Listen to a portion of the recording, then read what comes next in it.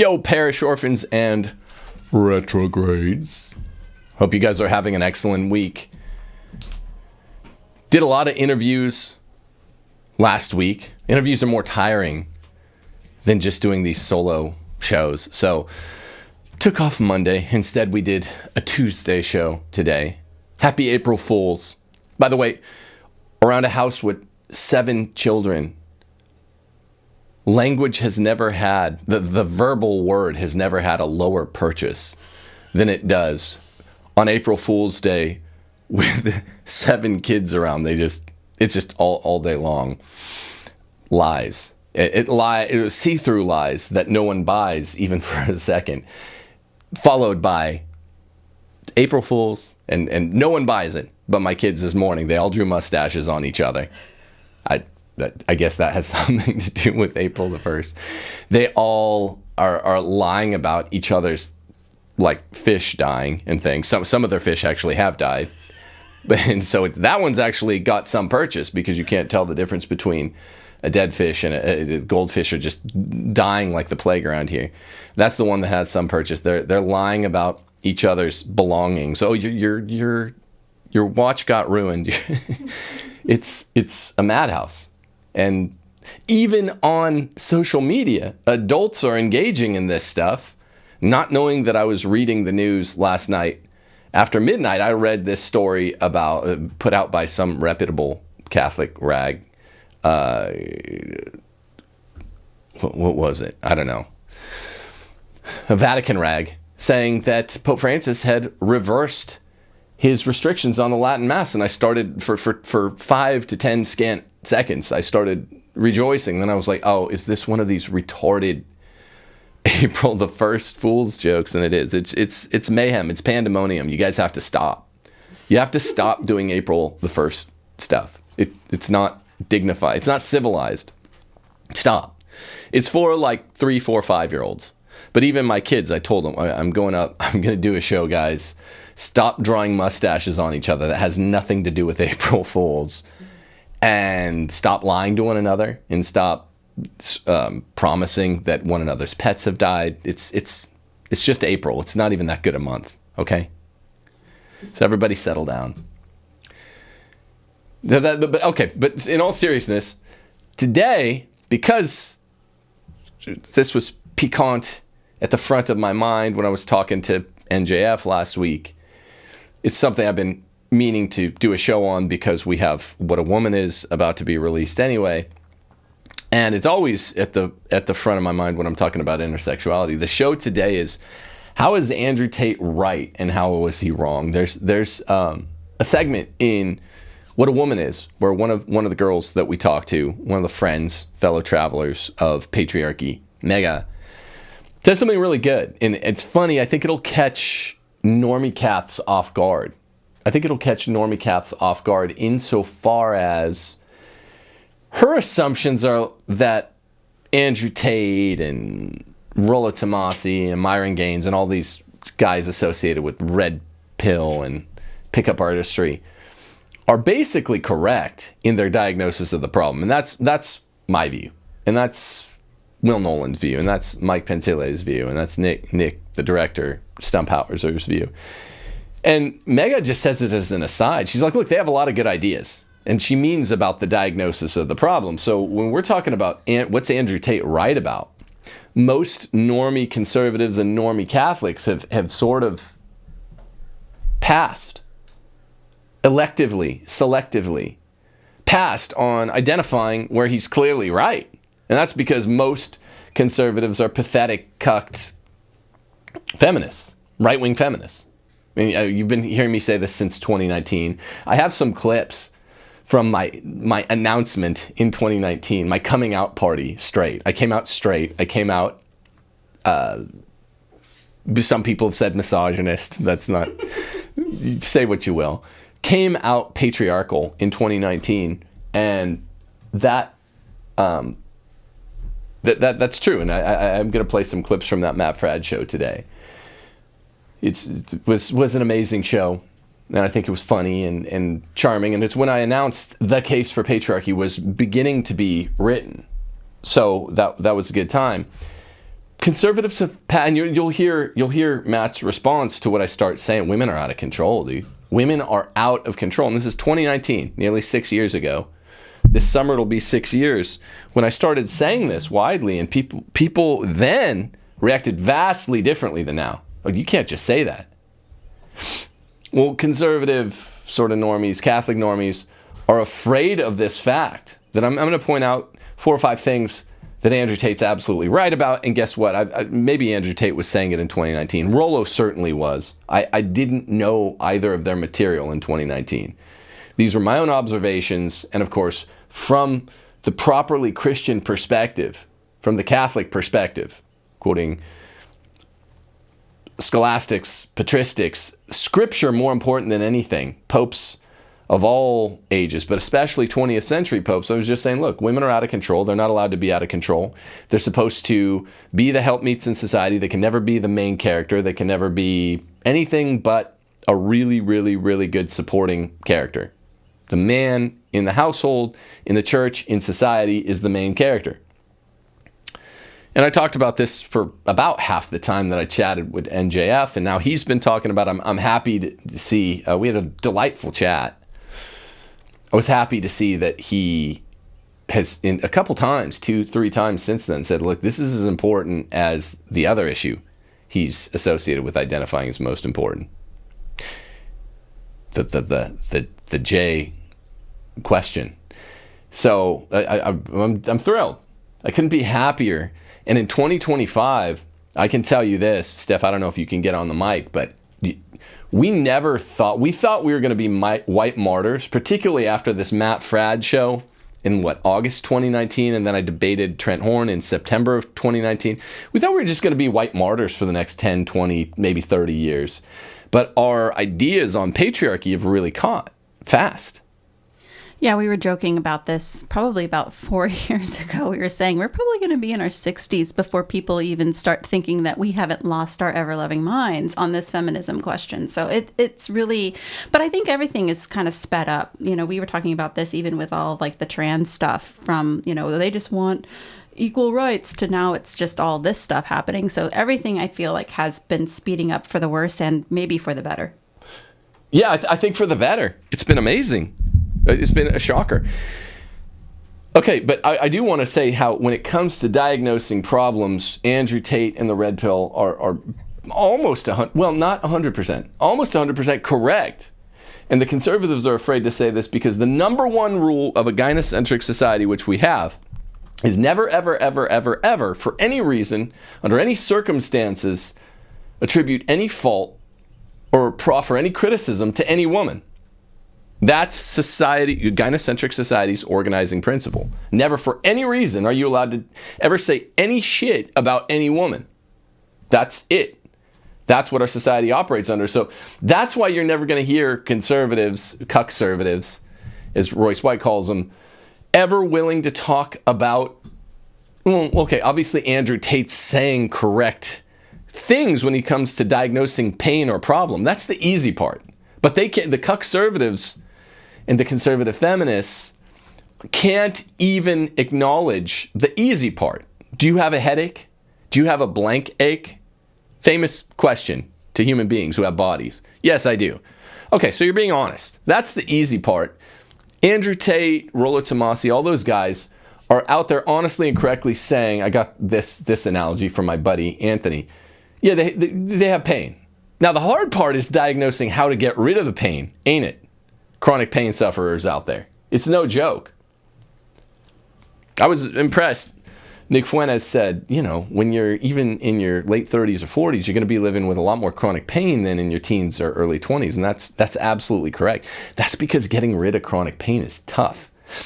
Anyone can identify, you would think anyone could identify having the headache. But conservative feminists can't or won't. They won't do it. Why not? Because it's scary. Because it violates the organizing principle of gynocentric society. So I will show that Andrew Tate has these 4 or 5 complaints about men and women intersexual dynamics correct. And people are going to be clutching their pearls that I'm even saying this. He's just saying we have a headache. The headache is called women. Society has a massive migraine, and that migraine has a name. You know how you find out, oh, there's the Herbinder-Flop syndrome of migraine, and there's the Harbinger-Glop syndrome of migraine. There's all these names for stuff when you look into it, and there's all these species under the genus. General specifics. Well, we just have one genus of social headache. It's called women now. They run around and they are screeching. They're overweight. The average weight is 170 pounds. I'm going to play some throwback clips from this 2019 show I did with Matt Fradd that terrified him. They're chubby, I said. They're mouthy. They're petulant. They're spoiled, expectant. They've been told they have all these equal rights they don't have. Literally, the greatest three popes of the 20th century, Pius X, 11, 12, says, women do not have equal rights. That's a false gospel. They don't have equal rights to men. It brings only harm to society. So we've turned them into, not every woman, but on the average, chubby, petulant, expectant, mouthy, temper tantrum throwing babies. And everywhere you go, when you venture into the public sphere, I don't even like going to public for several reasons anymore. You're just hearing, if you listen hard enough, sometimes you don't even have to listen that hard. Sometimes you're just assaulted with it. Women griping to or about their husbands. And it's intolerable. It's enough to make you want to retch, or worse, just not go into society. Andrew Tate gets this stuff right. He gets basically 100% of the problems wrong. And that's because what he's proffering as the prognosis or how to get to the solution is Judeo-Islamic. It doesn't work. It doesn't work for a society of mostly white Christians. Now, I know that America is a society of white lapsed Christians, but we're trying to bring that back, me and some other people. White Christians who are running things instead of being run by by white Christian males, by non-white, non-male, non-Christians, and specifically Catholic. Wouldn't have a big problem being run by, if like an Orthodox guy slipped in there. But we want white Christian Catholic. We want white male Catholics, if possible. Now, there are exceptions to the rule, So if you get every once in a while a non-white Catholic that's a male, that's cool. Every once in a while, if you get exceptions, there's no exceptions on we don't want any leaders who are female. That's vile. And Pope Pius X says it's the ruin of society. A woman in parliament is the ruin of society. Direct Pius X quote. So there's no exception there. But if you get like a Latino Catholic male, I'm cool with that. Or like a Royce White in Minnesota in Senate. Royce is my friend. I'm all for that. He's a Catholic male. But Catholic males have to run things. And let's just be honest demographically, so I'm not accused of dodging the question. This is a country for originally, white male Christians. I know they're mostly Protestant at first, but in my book, Catholic Republic, I prove the case. Ideologically, they were always wired Catholic. So anyway, let's get to it. But first, I want to remind you guys to go to realestateforlife.org, get out of your blue state, get to a red state. What kind of conservative just surrounds himself with dangerous, like bio-Leninist wackos who are gonna harm him? Your neighborhood matters. Your polis matters, your location. Place and space matter very much. I'm not saying you have to be friends with all your neighbors, but I don't know all of them, but I know all of my neighbors are at least like Trump-loving Baptists. That's really good. If I ever have to go borrow a cup of sugar or flour, it's safe. They don't want to kill me. That's important. realestateforlife.org. Get out of your blue state, get to a red state today. Also, if you want to support the show, so please subscribe. We're trying to hit 100K. Saying all these crazy things, it doesn't help. But what do I do? I'm a truth teller. I have 5 published books saying this stuff. It doesn't help. But it would be nice to get to that 6-figure mark of subscribers. So click subscribe if you're not. Please. Pretty please. Like the video. Leave a comment. Ask questions. Ask questions. We've had a lot of questions lately. Okay, so how is Andrew Tate right? First, I got 4 ways that are intersexuality specific, and then obviously there's sort of a fifth way that I want to not be accused of dodging that bullet either. So in an unrelated way, he's right. But first, the 4 intersexual ways. Number 1, he's basically making the point that women should reverence and even in a moderate way fear men. Men are bigger, stronger, faster. How their forebrains work in a fundamentally different way. Smarter on the average. Like 99% of the world's geniuses are male. Did you know that? There's like 98% of the world's geniuses are male. They did a study, I think this is at the UCs, I cite this in Case for Patriarchy, where they wanted to show that men and women's brains are in utero wired basically the same, but then once the babies are born, they get, sort of soft wired to be different because they want to show that gender roles are a social construct, that old BS. You know what they found? The exact opposite. In utero, men, they're not men, and you don't have a man or a woman in utero. A little baby boy or a little baby girl their brains are hardwired totally dichotomously, totally differently. They're measuring 3 different areas of the brain. I forget which ones they are. Once they're born and they go out into society, then those 3 areas are growing toward each other. They're becoming more androgynous. In other words, culture has this powerful gender dysphoric force. Generation of gender dysphoria is the exact opposite of what they're trying to prove. Men and women are so different. Our brains are wired so different. That's why men can rotate objects in their mind. That's why men can do metaphysics. That's why men are engineers. That's why there's never been a female like top 50 grand champion ever at chess. Abstraction. Even the exceptional females that have higher than average female IQ, they're just different. God made us totally different. God made men, not all men to be leaders like Donald Trump, the master of a nation.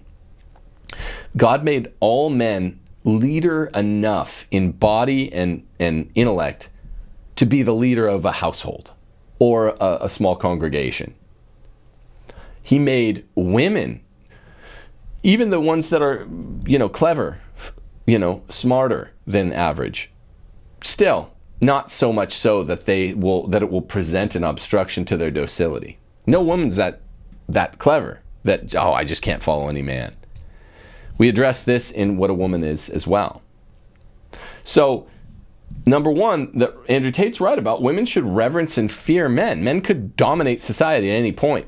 I don't want to fall into what Andrew Wilson calls "what about the men," though, where you blame all female fault on men. That's different from what I'm doing here. But ultimately, feminism is the fault of men because we're bigger, stronger, faster, smarter. And whatever is abiding in society that's toxically feminist is de facto being allowed by us. So men's cuckery, we'll get to that in a second, is another thing Andrew Tate's right about. But the fact of the matter is, he says men should make themselves, when they're in the sexual marketplace, or rich, rare, raw. This might be Myron Gaines. I don't really care who said it. They should talk like men in the public space. This almost could be a separate bullet point. They've gotten so used to talking like women in the public space and being see here nowed by school marms that they say things like "m'lady," even to women who are not ladies. We have the horrification of our culture. Women are in all public spaces. They're interlopers. They're in our locker rooms. They're playing our sports. What's more gender dysphoric, a man in a woman's sport or a woman in a woman's sport? I say the latter.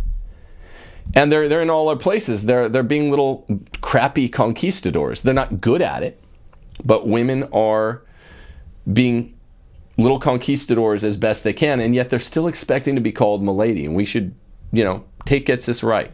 Men should be rich, rare, raw, and should be reverenced and even moderately feared by women because we're so much bigger and stronger. We're better at male things at which females are all trying and failing to do. Did you have a point? Oh, I was just going to mention on your last point about women like interjecting and telling men how to speak. I know that NJF talked about this quite a lot, but it's even become a thing where women have become so brainwashed where if you even tell them like don't tell a man what words to use or what topics to discuss, then they recur to, well, that's ungentlemanly. That's it. It's like it's always women telling men what to say, when to say it, what topics to discuss, and when a man is like, "I don't need your input for this," then they're not a gentleman because they didn't take. I think this is not my point. All of these are my original points, aside from this one.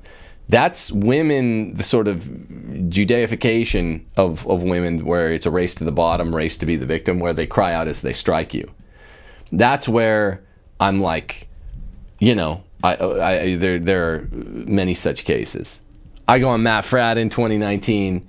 Afterwards, his wife, I don't say anything rude to Matt or anything about his family. I don't take shots at people's families. Afterwards, his wife is saying, "Oh, I wanted to punch Tim when he said the things he said about women." Trent Horn's wife puts me in the next 4 or whatever it is, 4 out of several of her little videos that she and Trent made making fun of me.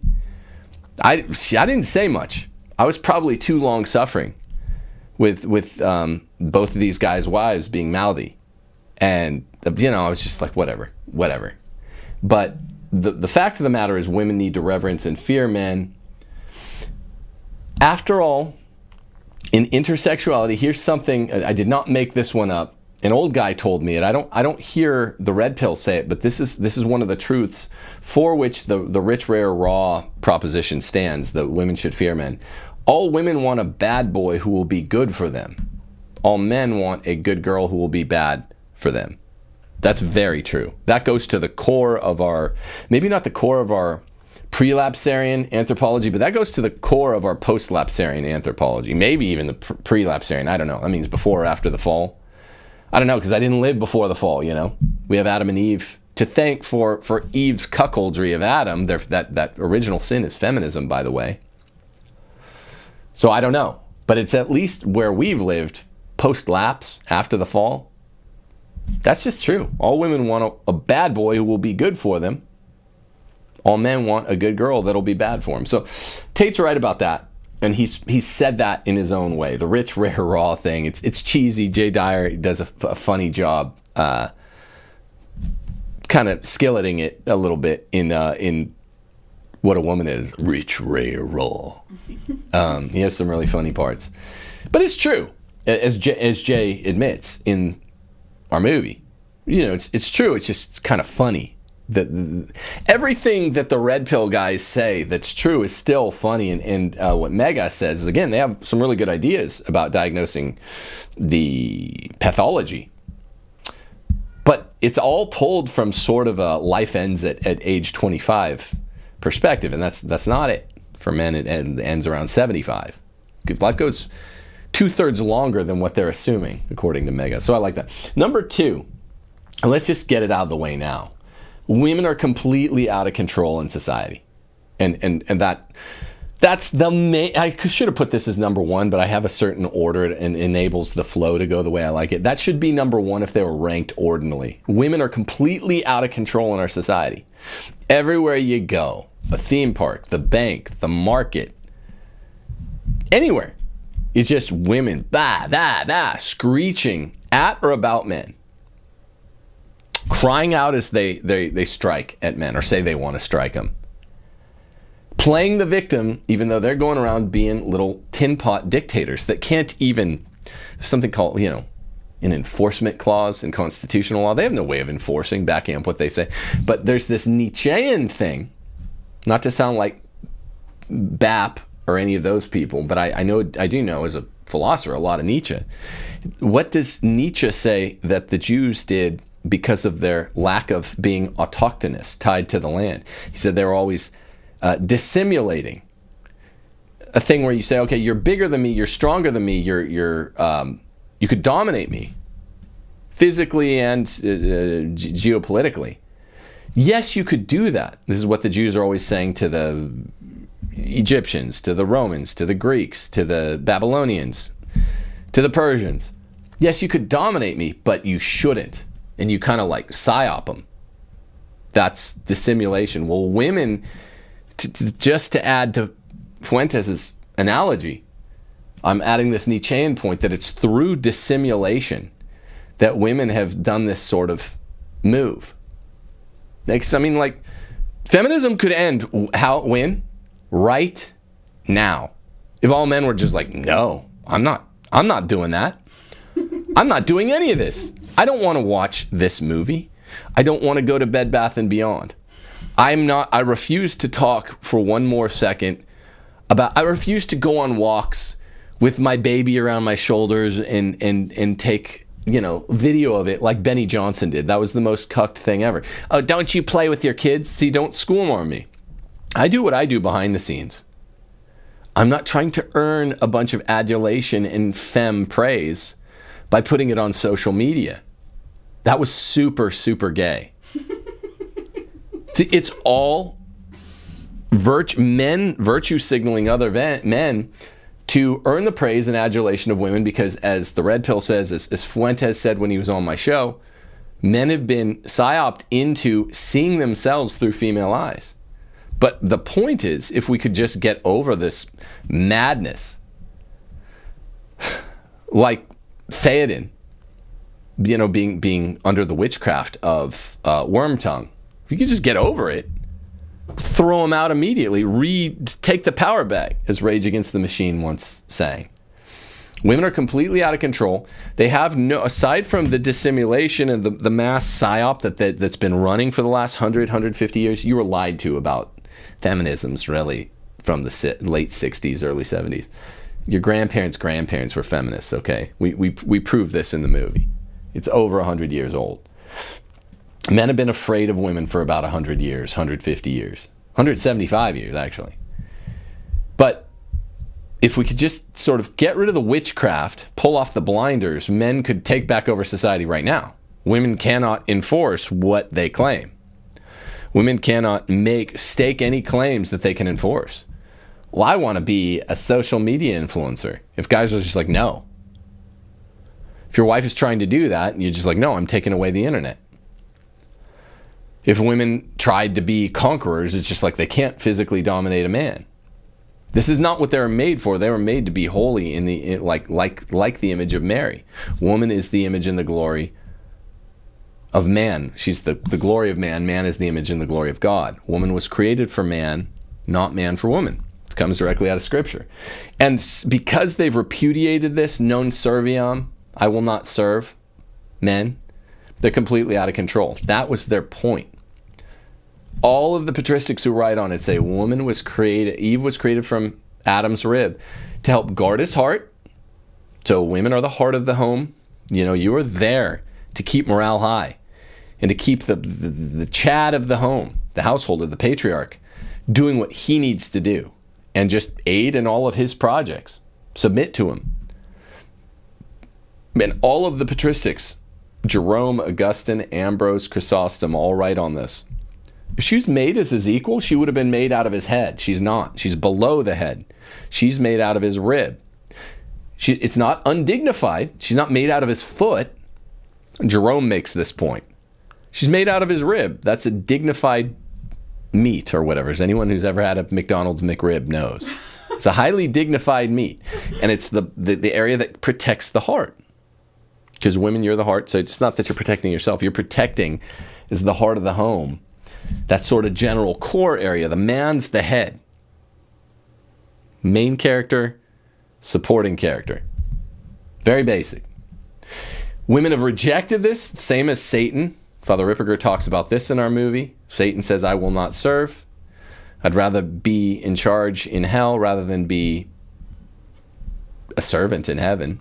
That's basically what women, and we'll talk about this with premise number 4, are saying as feminists or crypto-feminists. I will not serve. I will not serve men. I want to be equal, even though all the popes, the entire Christian tradition has always said we're not equal.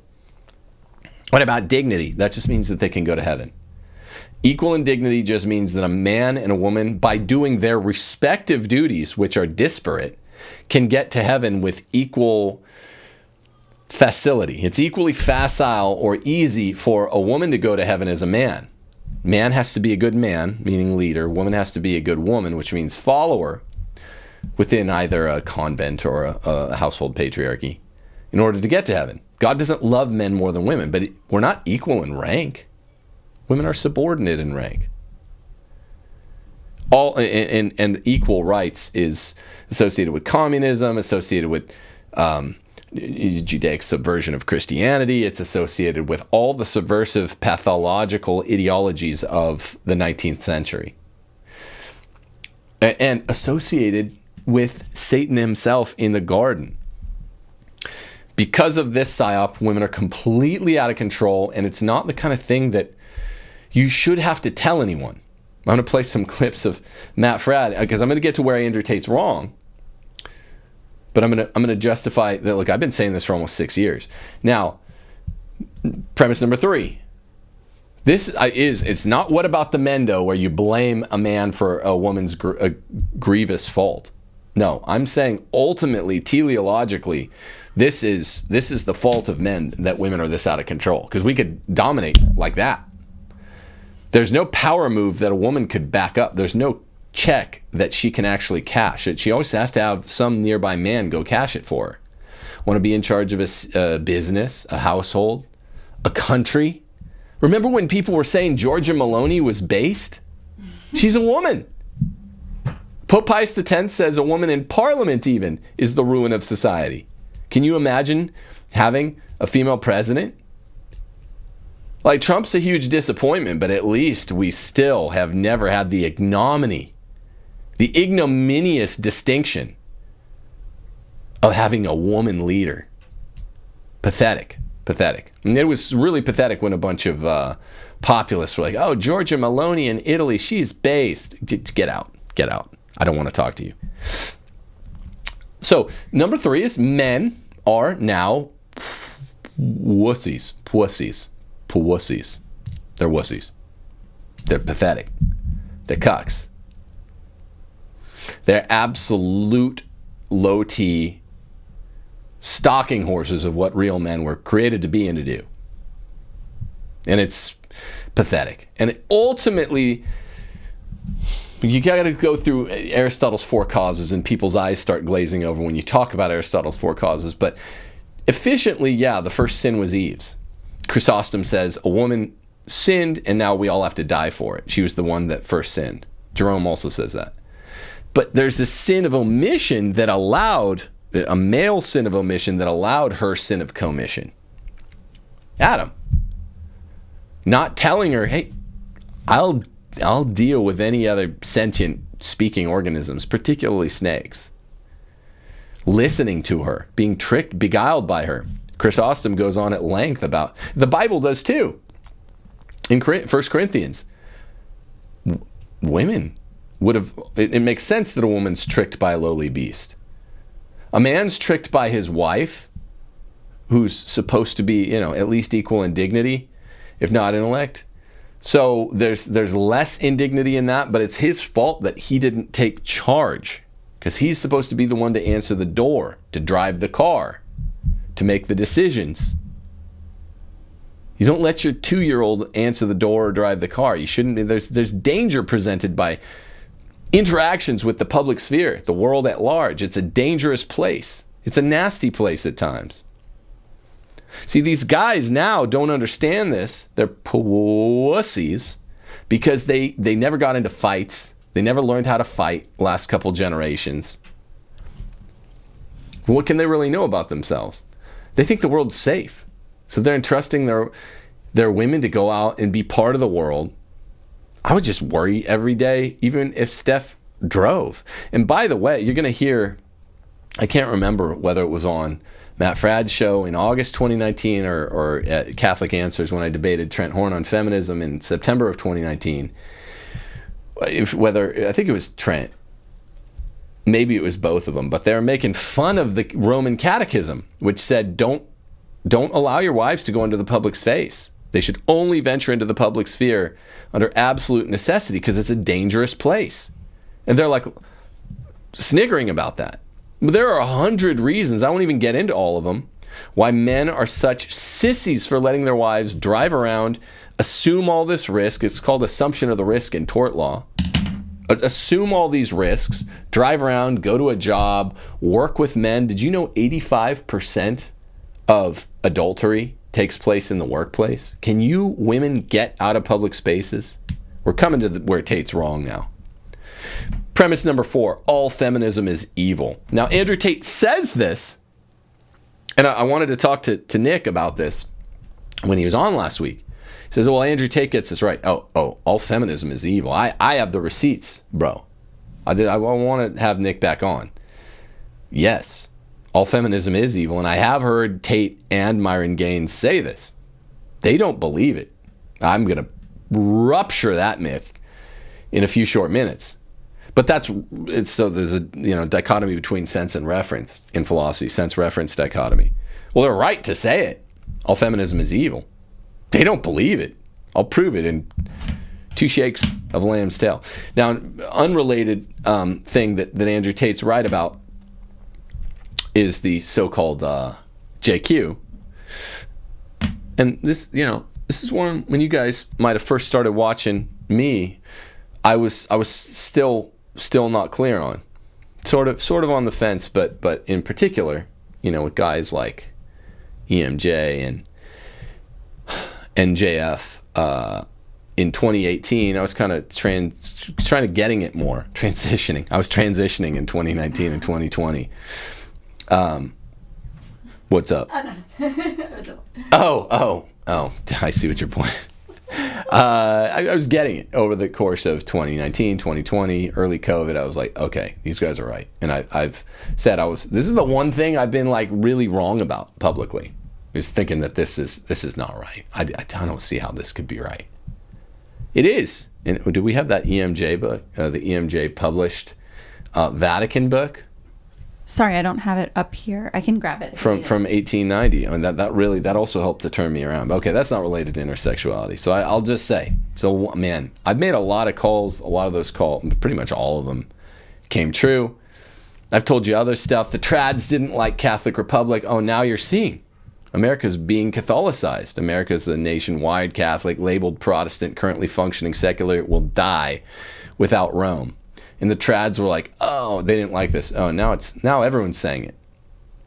Called the feminism thing, patriarchy thing, everyone knows that. Don't go to college. I'm telling people to pull their kids out of college. People made fun of that because I have like too many degrees. Well, yeah, I know. I've been down that cave. I'm saying that way lies danger. Have your sons do something else. Be vindicated on that one.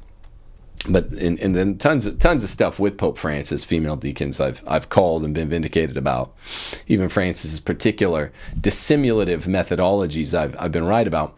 And people have said that. I was wrong on this last point here. Okay, but I want to talk now about how so the unifying theme of where Andrew Tate and all of these guys associated with the red pill, or even men going their own way, the manosphere, pickup artistry, some of these guys are even sleazier than the ones I've named. They are right in terms of saying, these things. Women should reverence and fear men. Women are completely out of control. Men now are so low T that they're pathetic cucks. All feminism is evil. They'll say that, but then they don't believe it. We'll get to that in a second. But I just want to point out. So here we have. Well, I'll play a couple little clips from when I went on. This wasn't Pints with Aquinas. At the time, it was called the Matt Fradd Show. Almost 6 years ago now.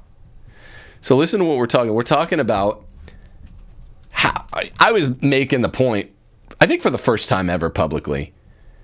Women are completely out of control. We have a migraine. The migraine is called women in society in 2019. Everyone knows this. It's the thing even the red pill guys who aren't the best at figuring stuff out, they're certainly not good at figuring out solutions. They get it. I figured Matt had too. Listen to what he said. Can you guys hear this? No, I wish I were joking more, but I've never in my life, actually I've seen close seconds, but my wife and I were also talking about this. At Disney World, it's like so many unhappy, chubby, tyrants running around yelling at their husbands. I saw a lot of happy men and happy kids, but just, literally one lady, we're walking to the thing and he's like, hey, do you want a Dr. Pepper? We're, on the last leg of getting to your car when you're actually really happy after a long day on your stilts here, whatever these are called, your walking apparatus. Sure. And you're just happy, everyone, we're always grateful, my family enjoys one another, even if it's been a tiresome day. But there were, right before you go to the final walk from Disney World, some vending machines, and some guy was like asking his wife, hey, do you want a Dr. Pepper? She's like, is it in a bottle? And he's like, I don't know, do you want one though? And she's like, I asked you, she's just yelling, is it in a bottle? The proper response is like, you're not getting one now, right? I've never seen so many spoiled brats in all my life. I think Disney World does play to people's thing though. The funny thing is, Matt, I thought he'd be with me because again, this is diagnosing pain is easy. Do you have a headache? Yes. Okay, what's the solution? Some headaches just won't go away.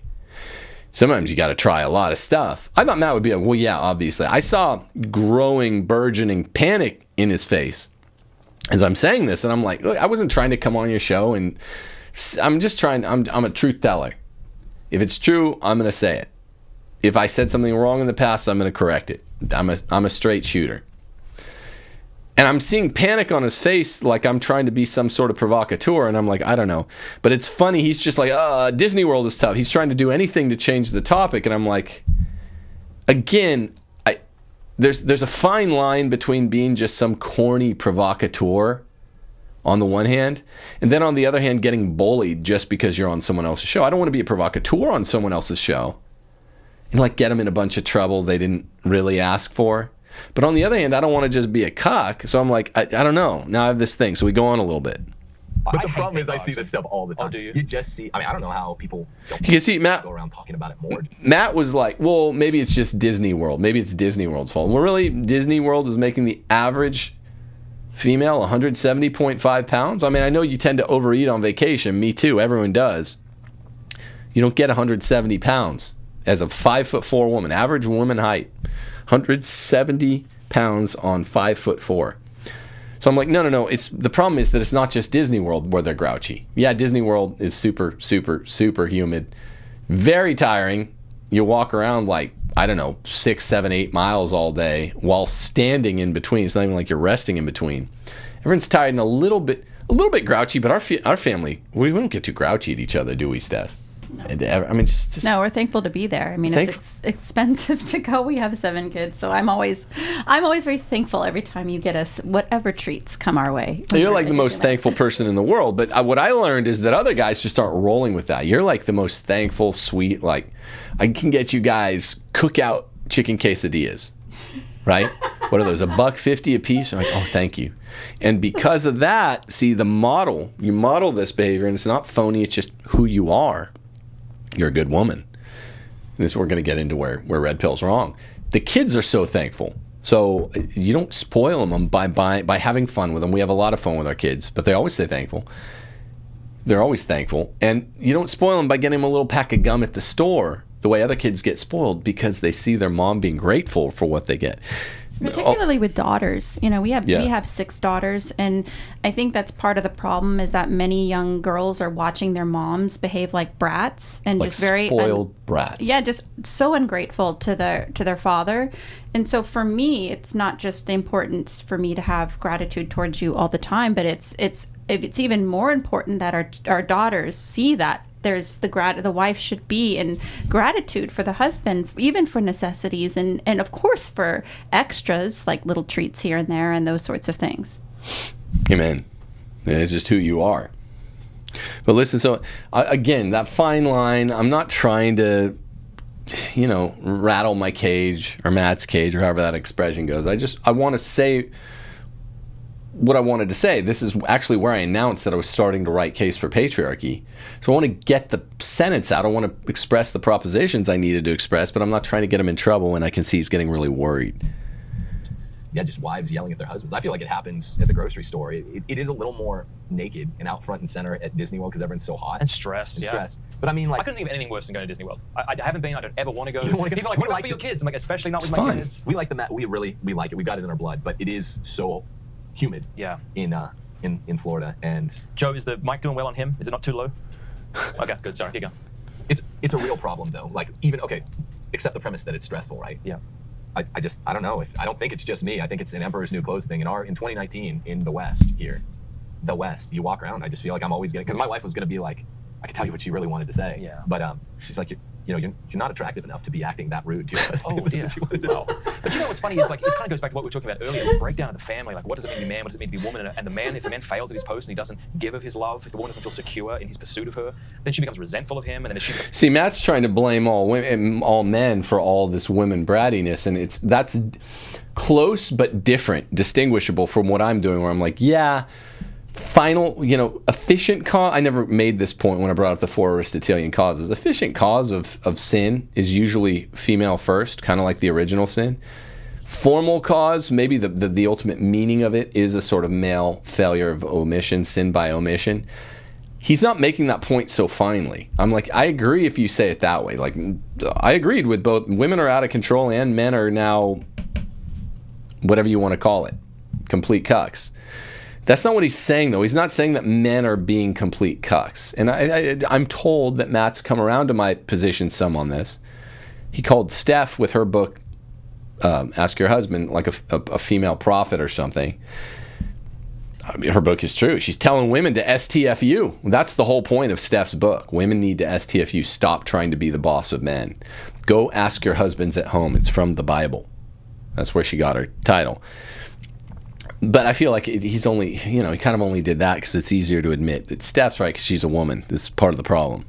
Resentful of him, he becomes kind of distant from her because we don't like to be around resentful, angry people. Sure, but let's think. I mean, I'm being serious now. Think of the move you just made. Like, and it's completely subliminal, and everyone does it. Even good Catholics, good conservatives. There's a vested. I mean, the original sin, sure, is ultimately Adam. In dereliction of duty, right? He's standing right there next to the serpent and Eve, and he's just watching it all take place. So I have no problem with that. Yep. Ultimately, that's fine. But whether you're talking about abortion, people are trying to make this ultimately a male issue. Ultimately, it's a female issue, legally and morally, right? Because men are victims of abortion. Women can literally have an abortion, and the man intercedes, and to no effect. A man cannot stop an abortion from happening to his own child. Yeah. So what is this? You're pressing against the feminism thing, and I'm trying to balance it out, and you're pressing back again. That's right. I'm trying to figure out where we're agreeing and where we're disagreeing here. We're agreeing. Yeah, so I mean, he's being honest there. He's like, I'm trying to stop you from full bore attacking feminism, and this is where we're going to get to the JQ thing. I just want to show people, maybe new viewers, that this is a 6-year-old crusade, almost 6 years, and the month because Matt and Trent are friends. The month after I went on this, it created a big splash. I think it was like Matt's most watched or second most watched show ever. On this show, not Pints with Aquinas, called the Matt Fradd Show. Women were mad that I said chubby. They were mad that I quoted Steph as saying most of these women, because they're chubby, aren't nearly cute enough to act like brats. It's one thing if it's like a 9 or a 10 who's acting like a petulant brat. That's bad too. Men shouldn't marry a 9 or a 10 just because they're a 9 or a 10 if they're petulant. But it's one thing if a woman's like a 3 and overweight and 170 pounds, 5'4", and yelling at her husband to get her a bottled Coke. I mean, that's just disgusting. That turns my stomach. That's vile. That's a pathetic existence for a man. He's not winning in any sphere of life that's important to men. And guess what, ladies? Because NJF was right about this. Men, if you ask them how important are visual looks in marriage, women maintaining their visual looks, they'll be like, well, it's just about like, cardiovascular health. That's why I don't want my wife to get fat. That's a lie. And it's bullshit. Men should be honest. Men are men, and visual appearances are far more important to us, for our spouse, than vice versa. So just say your point of view. Don't do the thing that NJF said you're doing, where you're seeing yourself. You're seeing maleness through female eyes and defining it through female terms. No. It's really, really important for men to be physically attracted to their women. Women are attracted to more intangible properties of men. Sexually attracted to more intangible properties of men, and some looks too. But it's not the same game. Is that, I know you were looking for another point where Tate could be correct, is perhaps men's reluctance to enter into marriage with the climate that women are creating right now, one of those things as well? Of course, yeah. And all the feminist conservatives are like, just do it. Why? The problem's really bad. Unless you have a really, really really cool relationship with a really, really unique woman in 2019, 2025, yeah, it's a real problem. You should be reluctant to enter into marriage. Now, I tell men, enter into marriage with your if you have what's less rare is getting a good, uncorrupted, non-slutty, non-overweight, again, not worldly yet, high school sweetheart, and people just being corrupted by going to college. It's also part of the population control agenda. Everyone has to go to college. You're just breaking up a lot of good high school couples. I've seen it happen tons when I used to teach high school. Well, I really love my boyfriend. I really love my girlfriend, but we got into different schools. Don't go. Get married. The man gets some job. The woman start being a woman. So it's less rare than the red pill says it is, particularly for the young, to be able to find a high-quality mate, a manly man or a feminine woman. It's not that hard the younger you are. If once you go to college and you're already almost mid-20s, then it's getting harder. Late 20s, very hard. 30, we're getting into Kilimanjaro territory. 35, you're getting into Everest. I don't know, maybe Kilimanjaro's considered. Then it gets hard. Yeah, because you've been psyop. Don't be stupid. Once you get older and older and older, it gets to be harder and harder and harder. I want to play this other passage where I kind of felt like I had to bring this back up. Why is it doing this? Let me see. I felt like I had to bring it back up with Matt. I'm hearing him getting yelled. Yeah, so let me play. Tim, this is the part. volume all the way up on your phone for these clips? It should be. It's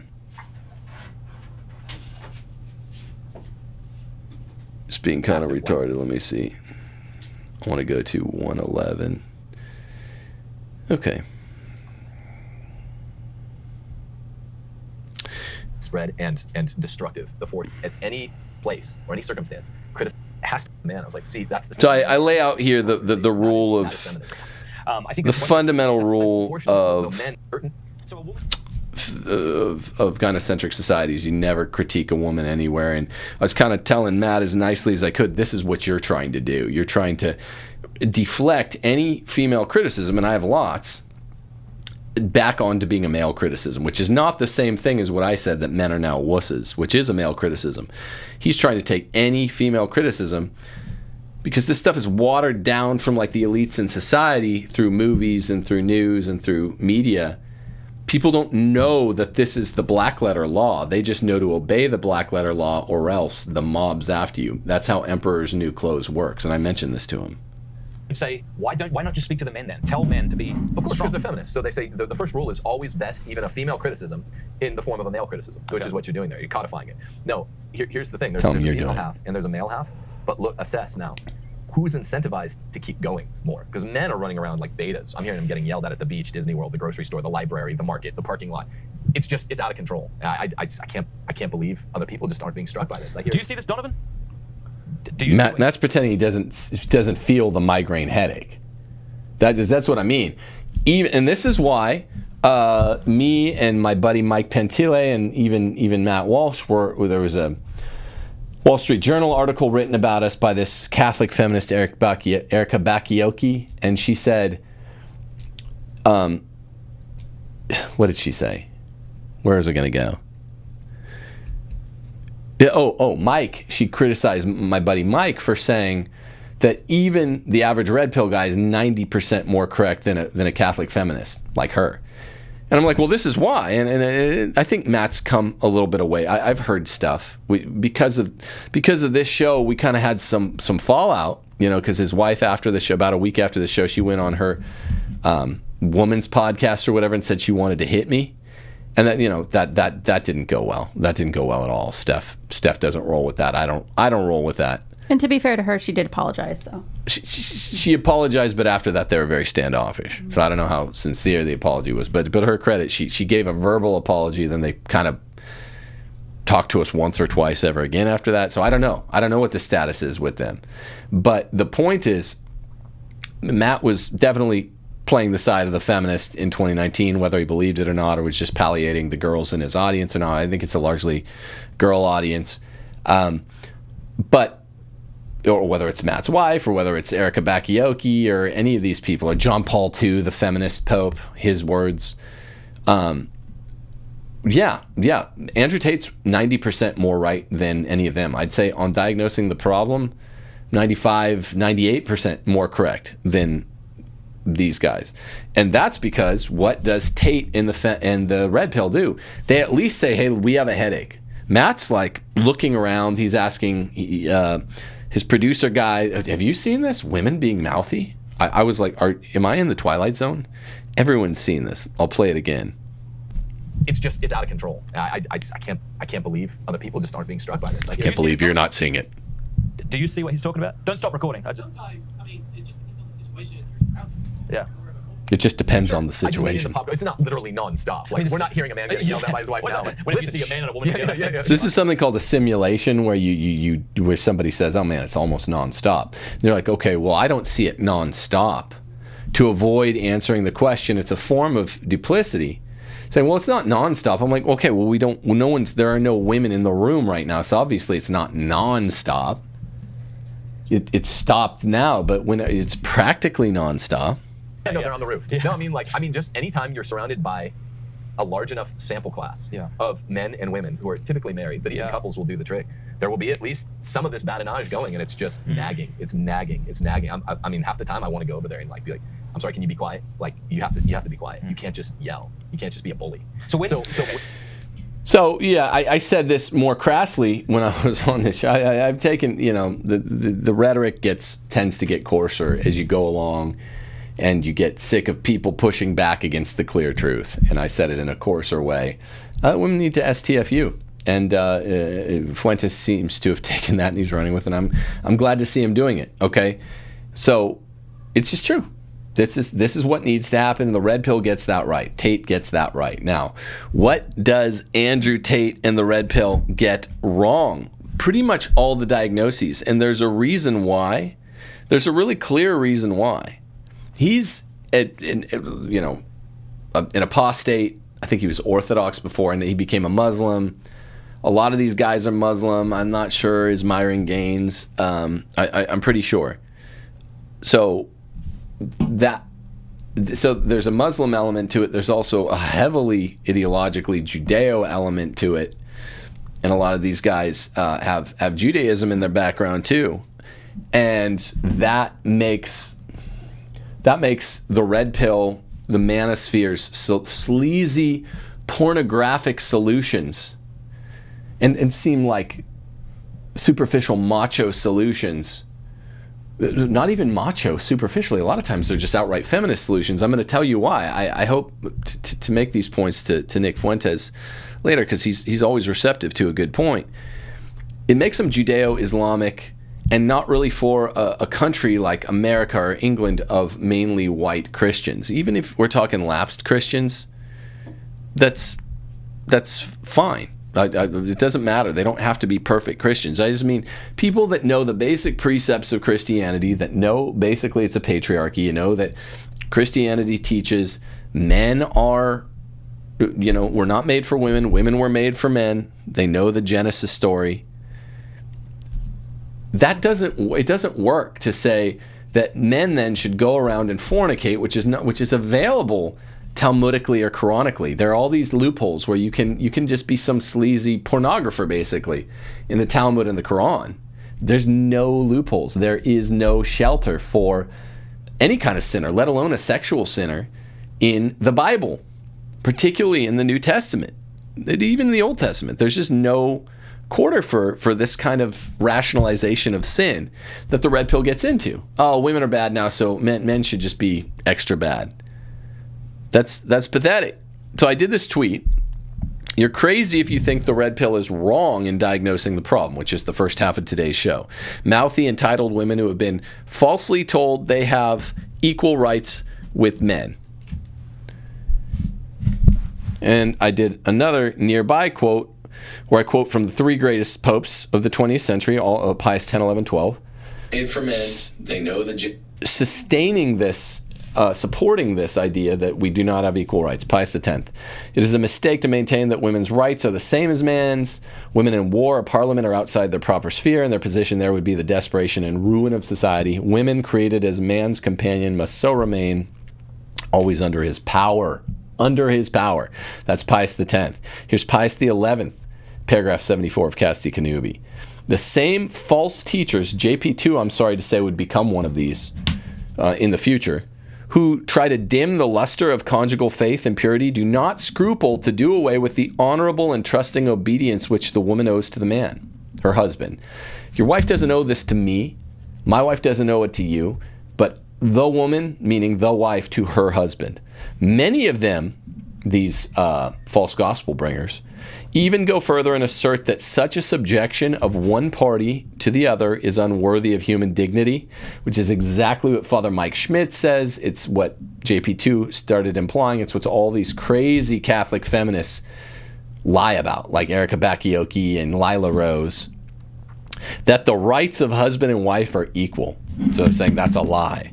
Wherefore, they boldly proclaim the emancipation of women has been or ought to be effected. Remember, in Erica Bakioki's article, I didn't even know this, even though I researched JP2's feminism. He said women's lib is a good thing. Pathetic and awful. That JP2's a black pill. You see how much bad stuff he said. Here's Pius XII.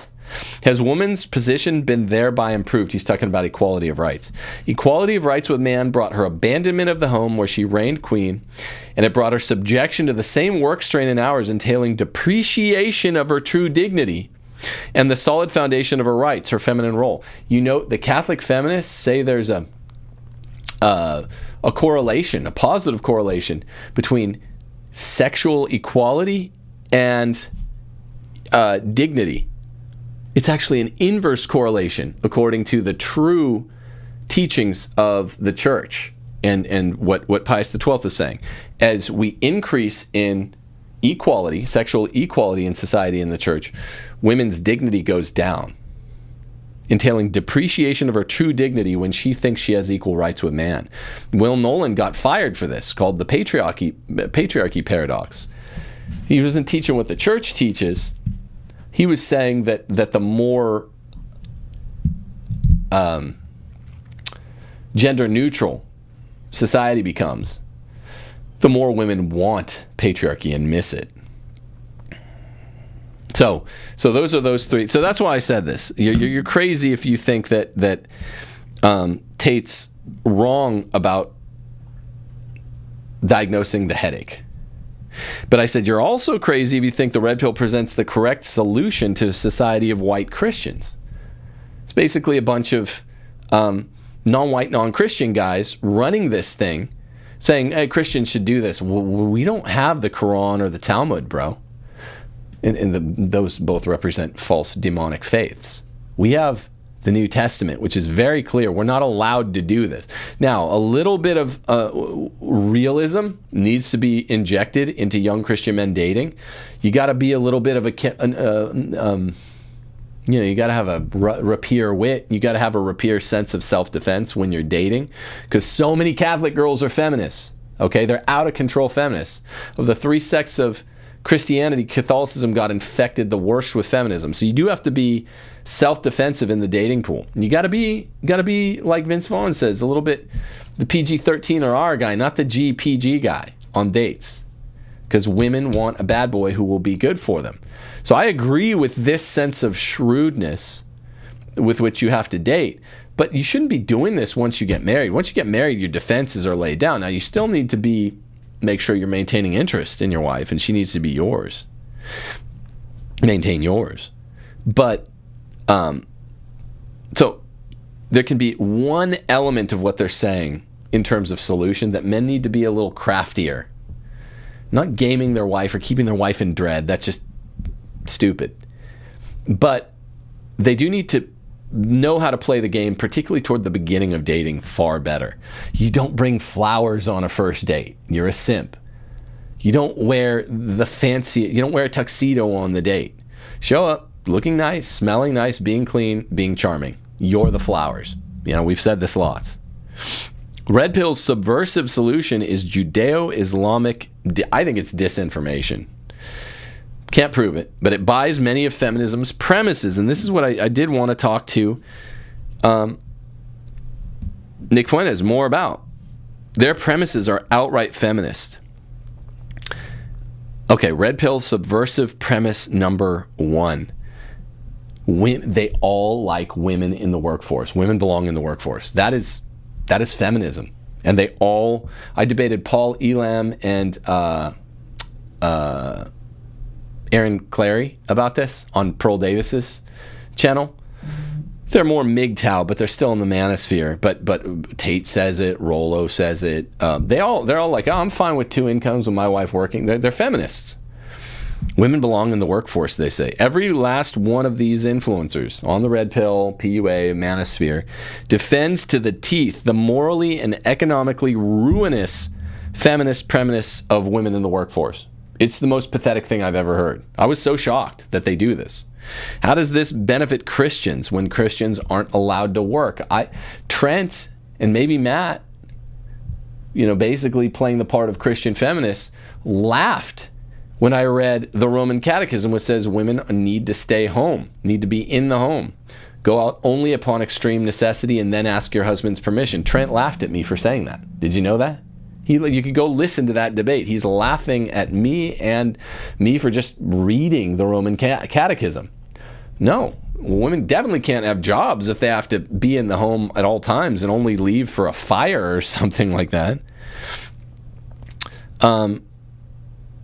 So this is bad for women and men, for women to be in the workforce. It ruined the economy. All we need is for women to go TF home.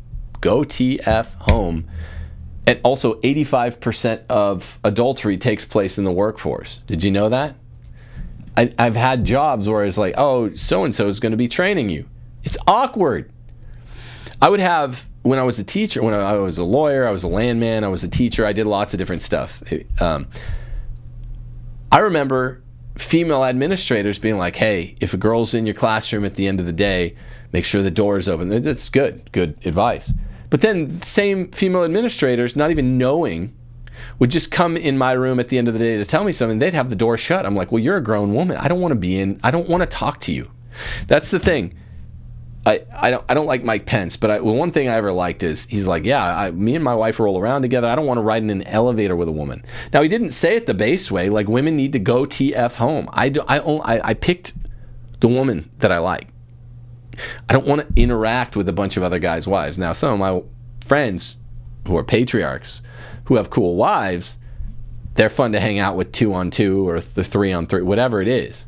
But they're a rarity. They're a gem in this world, same as the Red Pill would tell you. I don't want to hang out with women in the workforce. It's a huge problem economically and morally.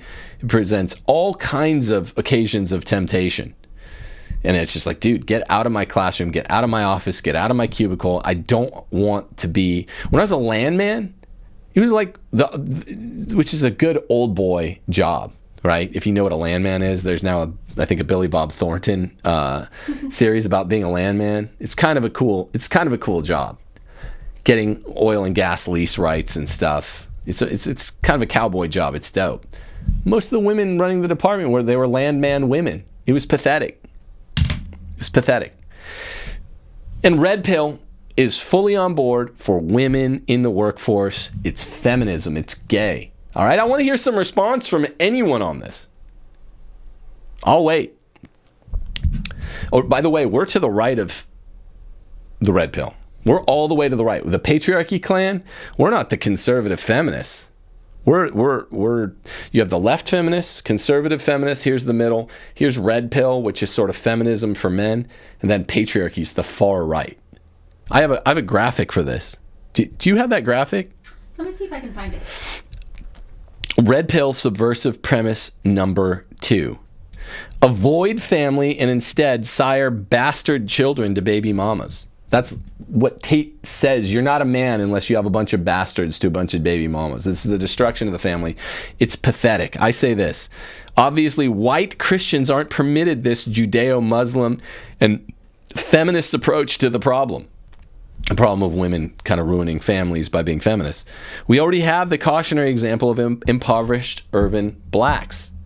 We don't want that. We don't want to create the urban plantation where like 75% are born out of wedlock.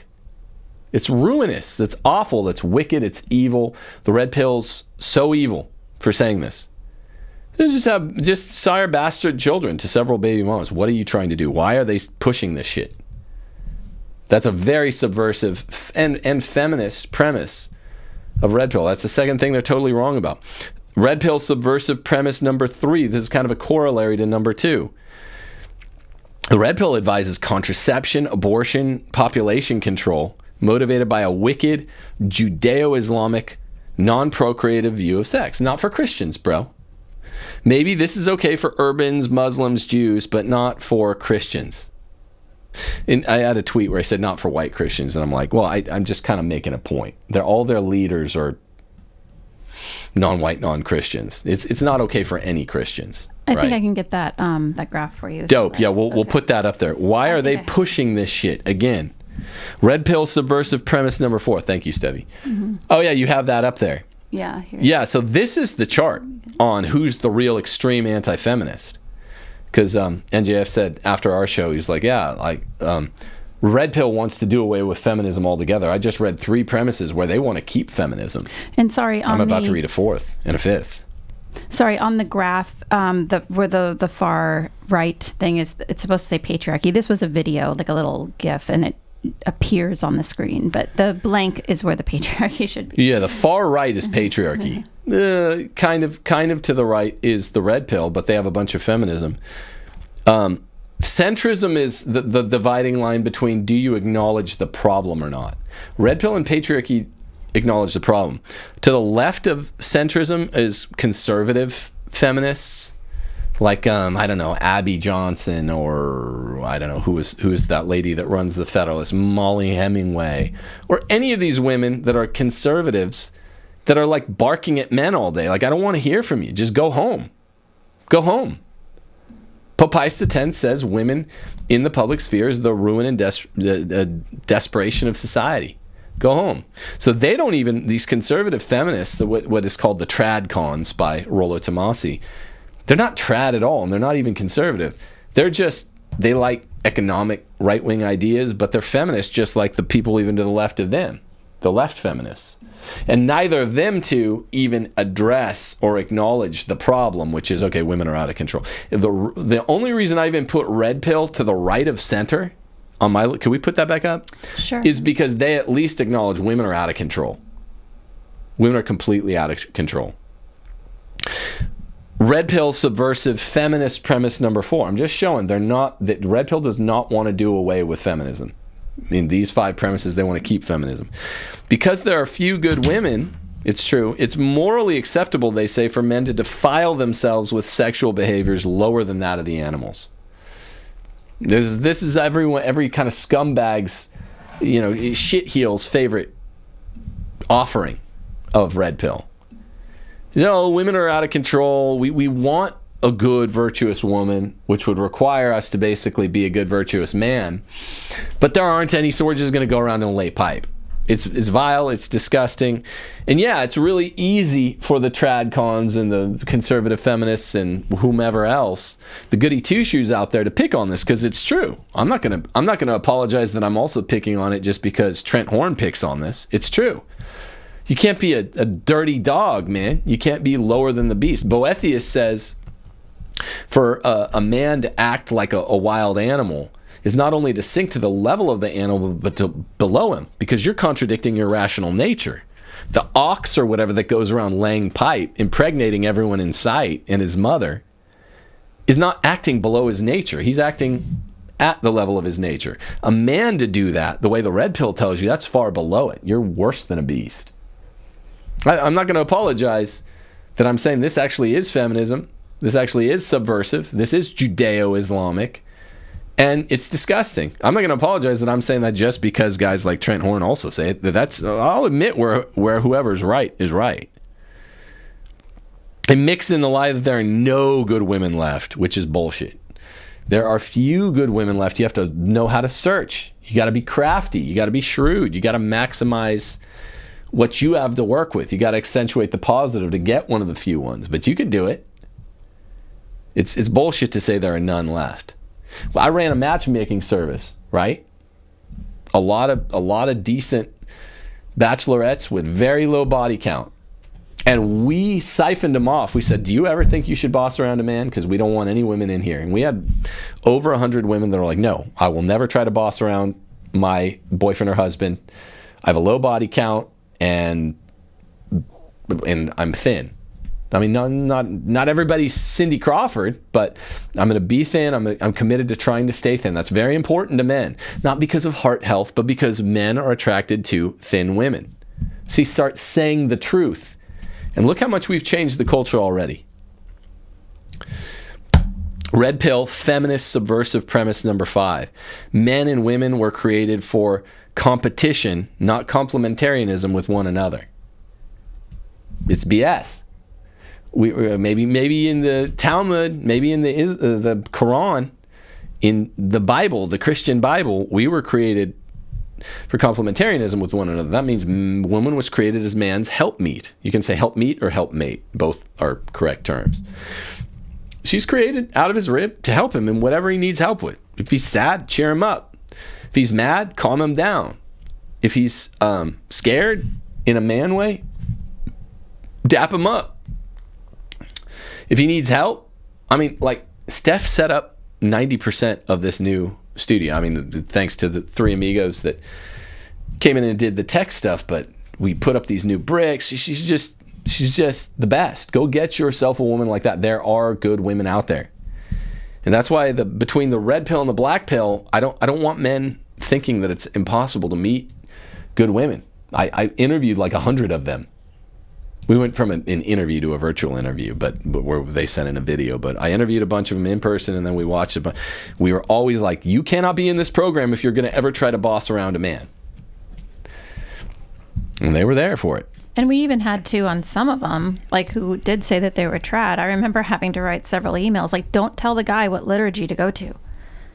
Right. Like, don't tell him that he has to run the household or what words to say. We'd get women who are like, I didn't like that he said this. It's like, that is not your job. Men talk like men, and not enough men do. Men are not good. Don't tone police. Don't do any policing. You're a woman. You can't be a police officer. Women need to stop telling men to talk like women. Right. Men talk and think like men. And if you don't like what a man is saying in a public space, then you as the woman leave. Then you leave. Right. Don't tell a man what to say. Even women in this, we have good, I think, pretty reasonable women that watch your stuff. But it's like, if you're one of those women that are watching Tim and you're like tempted to write him and tell him not to say something, we don't want you in the audience. Like, that's not your job. Don't watch Tim if you don't like what Tim has to say. Yeah, Fuentes made a similar point. Like, you're not my mom. You're not my wife. Now, for one thing, this is a major problem.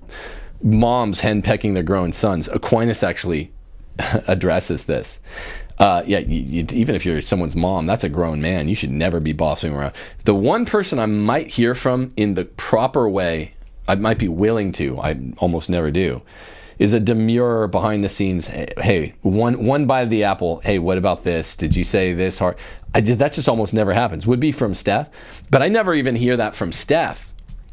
Maybe once every 2 years, and it's so demure and it's whatever. I don't want to hear from some random woman that I haven't heard. I'm sick of it. Women, stop lecturing men. And the red pill is playing on this subversive feminist thing. The first 4 outright feminist red pill subversive feminisms. The 5th one more plays on a feminist thing to create mistrust between men and women. We were created for complementarianism. Women were created to be our helpmeets for Christians, maybe not for Jews or Muslims. Implicitly, this Judeo-Muslim canard even subverts the Christian teaching that woman was given a man by God as his helpmeet, which most assume that red pillars would buy this premise, but they don't, because they're feminist at heart. Why are they pushing this shit? And then I close with, I don't mean to suggest that non-white Christians are more amenable to the red pill's Judeo-Muslim solutions. They're not. The wider point is look at the demographics of the red pill's leading influencers. Why should any young Christian man, especially but not exclusively whites in the Anglosphere, but I mean any young Christian man, listen to these dudes? They're not Christian. Most of them aren't white. Do you regularly take advice from your enemy? Sometimes we glance at the enemy's playbook to bolster our own. Know your enemy, Sun Tzu, all that stuff. We do this when we admit that the red pill's right about the wide social problem, but it's foolish for Western Christians of any type to take sexual advice from pornographic Jews and Muslims hailing from lesser cultures. I can't get my mind around that. So I want to talk to Nick. I want to talk to as many young, like Groyper guys that have mostly the right ideas about this. Look, the red pill's not the way. It's feminism for men. I just read you 5 premises of feminism that is subversive. Judeo-Islamic, not for Christians, certainly not for Christians in the Anglosphere. That are front and center. I'm not telling you secret stuff about them. I'm telling you real stuff that's well known, well reputed, well associated with red pill. That's not for Christians in the Anglosphere. We'll take questions if anyone has questions, because this has been a kind of a mouthy session. I don't think so. Fraternal correction is possible. Probably women can do this. Enforce vows was a comment. In what? I think they were talking specifically about how women can give fraternal correction, but that wouldn't be fraternal correction. I don't know what that means. No, a wife's not. Fraternal means brotherly correction. This is okay. I'm glad someone brought this up. Men are imitating school marms when they. I've been in Christian Catholic chats with dudes, and they just, because their whole model, their whole filter on the world is gynocentric, is female school marm. That's all men think in these Catholic chats. I leave all of them because they're so gay. They think that it's just one big chance to serially fraternally correct my brothers. That's what they do, because they're men that are ruled by their wives and their mothers and their grandmas and their female bosses. And it's Catholic cucks that are just like, if you say, coarse language, which is how men talk. I'm not talking about taking the Lord's name in vain, which is a mortal sin. I'm not talking about saying, I'll say gosh. I notice Fuentes doesn't say G dash dash either. I like that. He'll say gosh. I used to tell my students when I taught, if I hear you and you're chatting, when I give you a little time at the end of the class or whatever, if I hear you say fuck or shit or something like that I'm not going to get up in your Kool-Aid. But if I hear you say GD, mortal sin immediately. If you get in a car crash, you go straight to hell for saying GD. Or even taking the Lord's name in vain, G dash dash. Most cases, OMG. Our daughter is Olivia Magdalene Gordon, so her initials ended up being OMG. But if you say the words associated with OMG and you're not saying gosh, that's probably a mortal sin, unless you're doing a real prayer. Most men say, oh my blank. That's a mortal sin. Not a mortal sin to say poo-poo. Next question. Why did you include Rollo Tomasi in your tweet? He's Christian. You should have put Myron Gaines in there with Andrew Tate instead. Rollo's ethnically Jewish, and he says his wife is Christian. Look, I'm not trying to throw a bunch of shade, but I don't have a personal problem with him. I found him polite when we went on Tim Pool's show last March. I found him a polite guy. I'm just correcting the record there.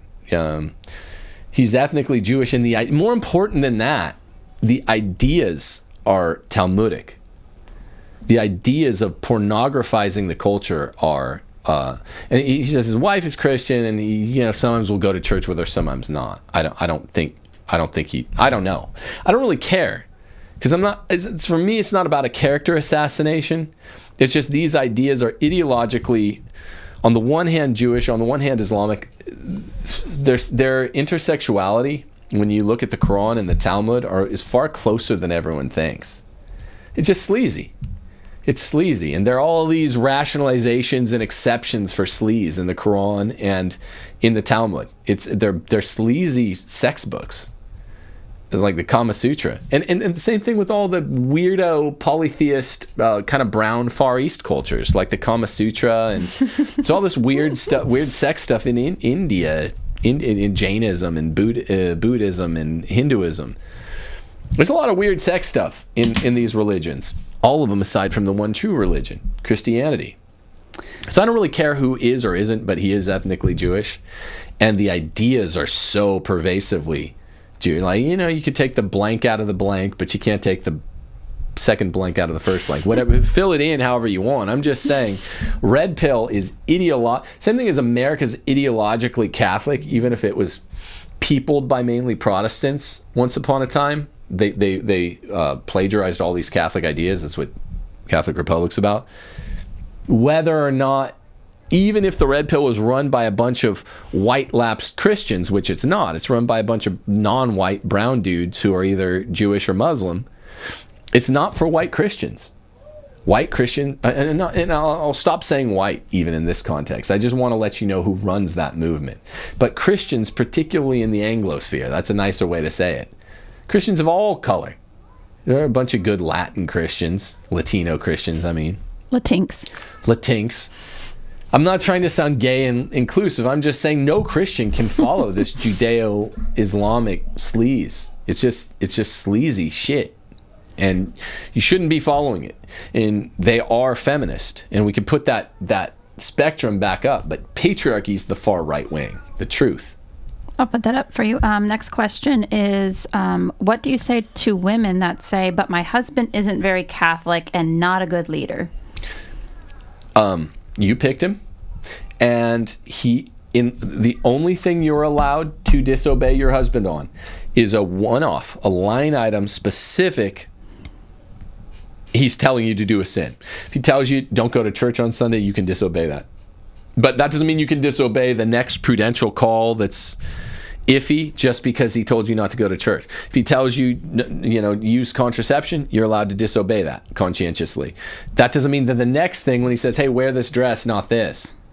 You can't be like, well, you're a sleazy contraceptor, so I'm not going to wear this dress that you like. No, your husband tells you to wear a dress, go wear it. And a lot of women will complain that their husbands have pornography issues or they don't have chastity over their eyes, and yet they don't want to, at the same time, adhere to their preferences. It's like your husband is asking you to do these things because he's trying not to be tempted elsewhere. Like, right. Just honor his preferences. Do you have that Jose Maria Escriva quote? Saint I can get that. Jose Maria Escriva quote. Steph found this in Ask Your Husband.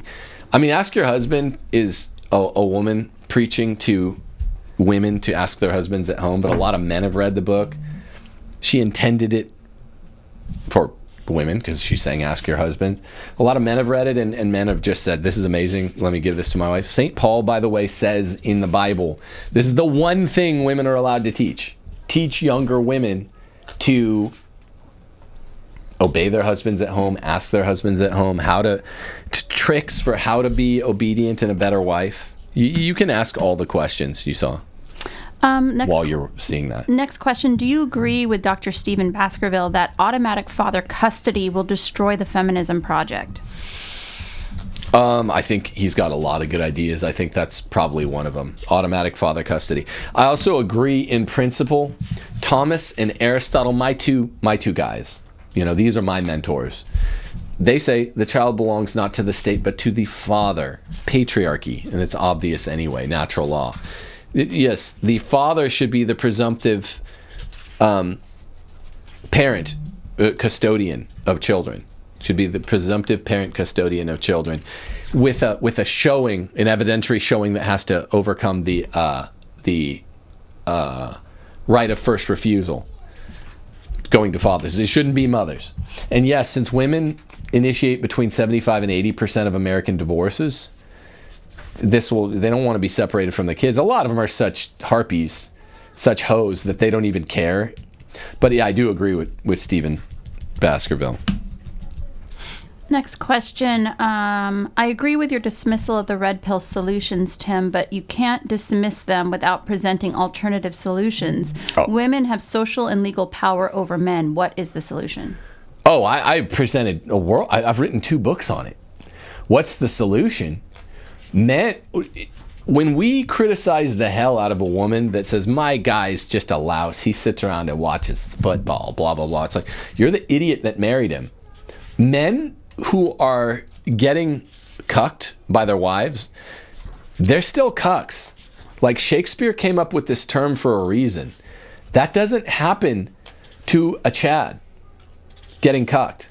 Well, but you can't physically deter. What if she sneaks out while you're sleeping? Yeah, that doesn't happen to a Chad, though. Same thing with parents, right? Yeah, you're not going to always be like forcing your kids to make all their decisions. It's not proper. But good parents have teens that make overall good decisions. Good husbands, Chads, alphas, do not get cheated on, do not get divorced, do not get left. I said this on Pearl's show, and just to show that I'm being fair to both sides here. When I started going through this, because I've been on Pearl Davis's show 2 or 3 times, and we talked to her. We were talking to her a lot behind the scenes. She was getting the deer in the headlights look because her audience was being alienated by what I was saying. Same as Matt Fradd, but on the other side. I was like, oh, no. I mean, 'cause, I talk how I talk. Like, you know what I think. I'm to the right of the red pill. But let's not mollycoddle your audience, Pearl, who are all betas, angry betas that now subscribe to a non-beta philosophy, the red pill. All these guys got cheated on. They didn't know how to keep it together. There's a way to keep it together. And it's not just by being ripped in the gym. It's not just by earning a lot of money. It's not just whatever it is, rich, rare, raw, ripped, rare, raw, whatever they say. These are a bunch of Judeo-Muslims who don't know how to actually keep it together and make it work for life with a woman the way that Christians are called to. So you only marry a girl that's like, I'm completely committed to you. It's completely into your thing. Your project should be the projects that the family takes on, Steph. Because everyone knows I have this hobby from childhood that I took a little before COVID.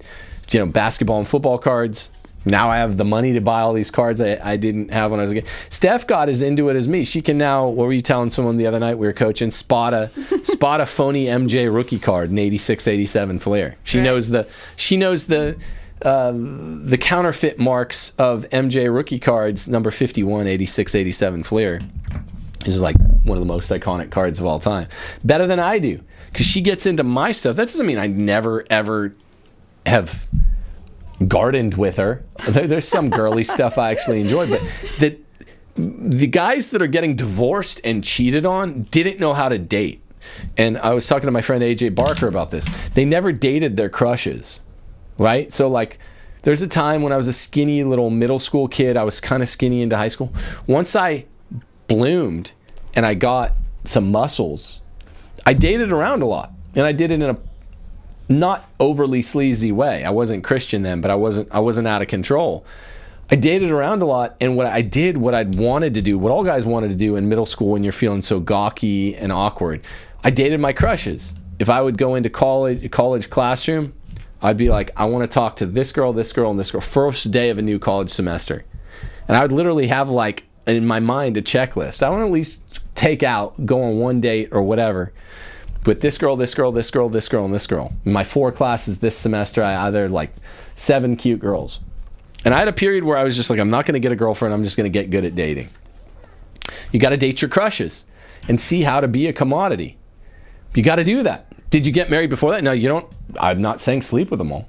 I'm saying you get the same sense of being a conquistador and checking that, okay, I took this girl out and this girl wanted a second date or whatever. I'm not saying I was perfectly chaste, but in most cases I was B minus at chastity, B or B minus, before I reverted to the faith. And even going too far on the basis system, if we're getting into it.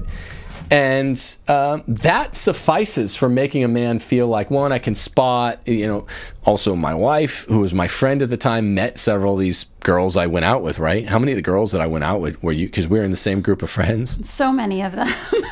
so like, it was really good for my ego, because all guys feel gawky and awkward and let's be honest, a little bit hormonal when they're middle schoolers, to never have a period. They just jump into these serial monogamous boyfriend-girlfriend relationships, and that's really bad for them, and then they immediately start getting bossed around. Steph always admired me. I always admired her for her docility and her sweet spirit.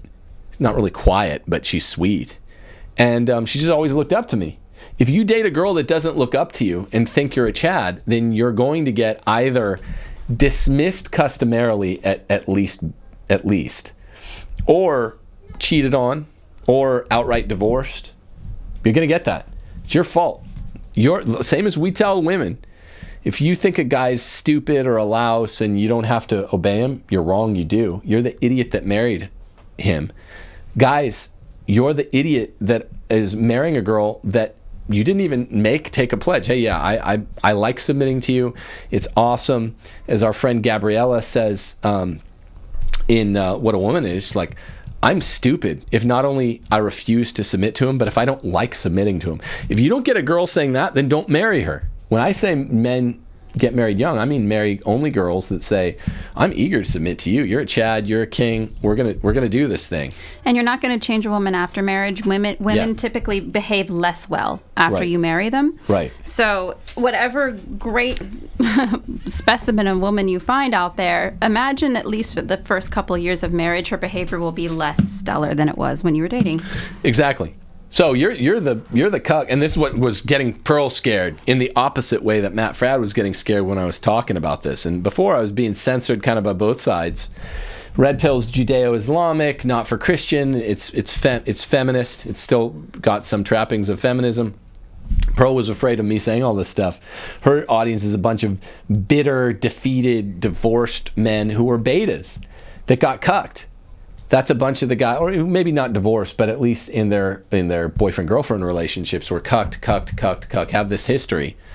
They just didn't know how to keep it together. And there's a very basic Christian playbook for how to keep it together. And to have a wife that Steph doesn't want to work.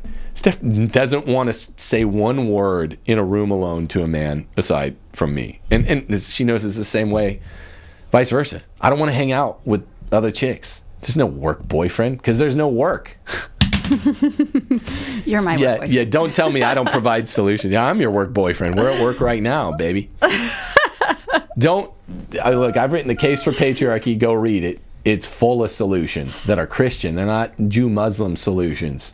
For brown guys from their, that's what like Myron Gaines and Andrew Tate, they're all these non-white guys that figured out a little, put it into their calculator, a way to game the system and come up with an algorithm so we can date all the white girls that I was horny for in high school, in AP class. That's what the red pill is. You know that? That's what the red pill is. So yeah, we tell truth, okay? It's dorky when Matt Fradd or Trent Horn say the Catholic feminist thing. Yeah, we're going to make fun of that, but we're going to make fun of the Judeo-Muslim, horny non-white guy just figuring out a way to game the system. Anyone can get muscles if you have 2 extra hours. It's not hard. And money. Unless your genetics are terrible. What Andrew Tate's saying is bullshit in terms of its solutions. Diagnosis of the problem? Fine. Yeah, great. He's smart enough to know that we have a societal headache. I agree. But only Christianity, only specifically Catholicism, patriarchy, has the real solutions for how you keep it together in a joyful, fun way with a woman and with kids. Get out of here. I found that St. Jose Maria quote that you were talking about. It's rather long, so I don't know if you want me to read it. No, go for it. Do the whole thing. Okay. This is how based Andrew Tate, Myron Gaines, all these other posers out there, this is how based true Christianity is. You left it, Tate, apostate Tate. Listen to this saint. This is a good Spaniard for you. This is the guy that founded Opus Dei, Jose Maria Escriva. He says, and his quote is, It begins here. If a marriage is to preserve its initial charm and beauty, both husband and wife should try to renew their love day after day, and that is done through sacrifice, with smiles, and also with ingenuity. Is it surprising that a husband who arrives home tired from work begins to lose patience when his wife keeps on and on about everything she thinks has gone wrong during the day? Disagreeable things can wait for a better moment when the husband is less tired and more disposed to listen to them. And here he goes on again. This is great. Another important thing is personal appearance. And I would say that any priest who says the contrary is a bad advisor. As years go by, a woman who lives in the world has to take more care not only of her interior life, but also of her looks. Her interior life itself requires her to be careful about her personal appearance. Naturally, this should always be in keeping with her age and circumstances. I often say jokingly that older facades need more restoration. It is the advice of a priest. An old Spanish saying goes, a well-groomed woman keeps her husband away from other doors. That is why I'm not afraid to say that women are responsible for 80% of the infidelities of their husbands because they do not know how to win them each day and take loving and considerate care of them. Hear that? A married woman's attention should be centered on her husband and children, as a married man's attention should be centered on his wife and children. Much time and effort is required to succeed in this, and anything which mitigates against it is bad and should not be tolerated. There is no excuse for not fulfilling this lovable duty. Work outside the home is not an excuse. Not even one's life of piety can be an excuse, because if it is incompatible with one's daily obligations, it is not good nor pleasing to God. And he ends with this. A married woman's first concern has to be her home. There is an Aragonese saying which goes, if through going to church to pray a woman burns her stew, she may be half an angel, but she's half a devil too. And Jose Maria says, he ends it with, I say she's a fully fledged devil. So this is, Fuentes was addressing this, and I agree with this also, with these Catholic girls, these Catholic feminist girls. Are like they might throw Andrew Tate and the Red Pill for a loop because they are virgins, but they're feminists. They're like, I have this whole prayer routine. I have all these devotions. I'm not going to marry a man unless he's got all 12 of my devotions. That's just bossiness. That's just dressing up female henpeckishness and bossiness and feminism in moralistic religious garb, and I don't like that any more than anything. Guys don't want to hear about it. Guys don't want to hear about your devotionals. Guys don't want to hear about your devotionals. It's okay, are you a good Catholic girl? That's fine. The main thing a good Catholic girl who knows she's going to be in the marital vocation knows is I gotta be submissive to whatever good guy I pick. Girls get to pick their guy. But so she doesn't have to pick a sleazebag, but I'm going to pick a guy that he'll tell me what my devotions are once we get married. I remember giving a talk on Case for Patriarchy at Steubenville, the conservative Catholic college, and it was a bunch of females like this. No, they're kind of converted by the end of our talk. But I'll tell you what, St. Jose Maria Escriva agrees with me. He says if a woman burns her stew by too many devotionals, then she's half a devil too. And he says, no, actually full devil. Look, this is a major problem in the trad sphere. The vocation of getting to heaven by being a priest or a nun. Nun's a little different because it's not ordained, but priest, or let's use the equivalent nun as if it were ordained, versus husband-wife, the married life, the lay vocation, is so different that most trads don't give it the proper due. For instance, people say, well, how much do you pray? What's your prayer routine? Did you know in canon law, I do pray more than this. I'll say I have daily prayer regimen, but it's not as extensive as some people's. It's private. It's private. In canon law, people will say it is written that if your only prayer for the week is attending the liturgy on Sunday, this cannot be charged of even a venial sin. That's sufficient. So we have precepts of the faith. One of the precepts is not 5 times daily prayer like Islam. And a lot of trads want to make it like Islam that way too. Yeah, go for it. It's fine. We can take any and all questions. I think I know where some of these are going. But the point is, you don't have to pray that. You don't have to pray as much as some trads just start saying, "Oh, you're not on the team if you don't do the Angelus prayer." I love the Angelus prayer. A bunch of my friends wake up at 6 a.m., noon, and 6 p.m. to pray the Angelus. I like this idea. I like the idea of doing it. I've been trying to start it. I have a really hard time falling back asleep if I set my alarm for 6. I can't just fall back asleep. And that becomes problematic. So I'm trying to start doing stuff like that, but you don't have to, okay? Some people say they talk less. Some people just talk less. That doesn't mean that the quality of the conversation is less just because you're quieter.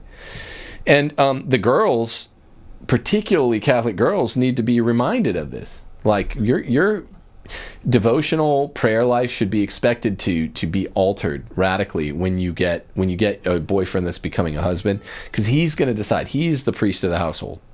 And yet most people were raised by boomers where the mom was the priestess of the household. Somebody just said The Lost Creole just ordered the 3 books from Tim and Steph. Thank you very much. Thanks. There's been a lot of chatter in chat. I don't know if you want to address this, but many people are talking about the hubbub on Twitter in regards to the Laura Horn, Trent Horn situation. It's a tricky topic because I saw on Twitter that, Fuentes was going after Trent for an ignominious story that he and that his wife willingly shared publicly. I'm very, very careful about detraction. Anyone who knows me knows this. About private stuff with my family, private stuff with other people's family. Detraction is sharing the information. So I wish, for the sake, let me say this, of Trent and Laura Horn, that Laura wouldn't have shared that story that's become such a source of ignominy for them. I don't know what could have possessed her to do that. Oh, actually I do, because she's evidently told this in private groups, of people to the women's prophet, femme Catholics, where they're never going to blame a woman for anything. And so they didn't probably say boo. And she was telling the story to Matt Fradd. Again, I would say, I don't know why Matt published that, because he's a friend of theirs. Matt and Cameron should have said, we're pulling that out. We're not keeping that in our video, publishing that for hundreds of thousands or however many people watch that video. But I think he has the same kind of blind spot as Laura and Trent do. I don't think they thought they were going to take flack for it. So we heard about that when it came up, and we're like, that's bad news. They ought to pull this shit down. That's bad. That's the internet. Feminists are used to convincing their husband a diamond is forever. You know what's more forever than a diamond? The internet. Yeah. Oof. The internet's forever.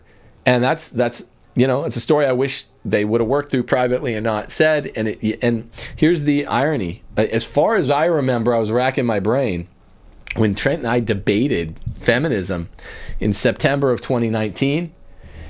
She had already, it might have been recent then, this is as best as my memory serves, had already left the workforce.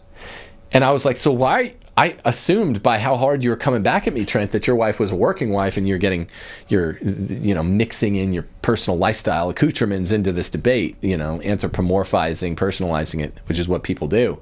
He's like, no, she doesn't work. And it was bad for us. And Laura admits this in the Trent Horn interview, in the Matt Fradd interview. She says it was bad for us. But both Trent and Laura, in my debate and then on the show with Matt, were defending, but it might be right for some women. They say it's right for some women, but then, also, it leads to near adultery or adultery. Actually, that stat is 85% of the time. It's perplexing. It's perplexing that they would defend this, given, hey, I went into this cave and I nearly got sealed in and lost my life. You should go do it. That's an odd thing. They should say, no, don't do this. I wish for their sake that Matt would have pulled out, edited that, or Laura would have self-edited or whatever. I know you and I had been talking about this for the last couple of weeks, that it's like, oh boy, like when because I know that Trent was getting a lot of heat online, and you and I just behind the scenes are like, gosh, if they ever find that clip and then some of the other content, like the Laura Horn stuff, it's like, oh gosh, this is going to be a mess. So yeah, we knew also that when the Groypers found that first video was going to be game over, we also knew those terrible, terrible Laura Horn videos, just so unfunny, again, in the female prophet Catholic world, where people just say, go girl. The Catholic world is so gay. It's so feminine. It's so low T, so cucked. People were encouraging Laura to, with her tragically unfunny videos to keep going. And she was taking a lot of pot shots at me, my brother, a family feud situation between me and my brother. It wasn't funny at all.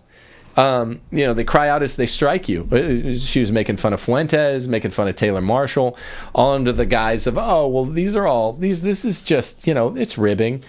When it's a female making fun of a bunch of dudes, they expect you to get over it. When a guy makes fun of, okay, your videos are stupid and unfunny, your voice is screechy and awful, makes me want to end my life nearly. How about that? It's not funny. You're being encouraged by a bunch of other women's prophets to keep going.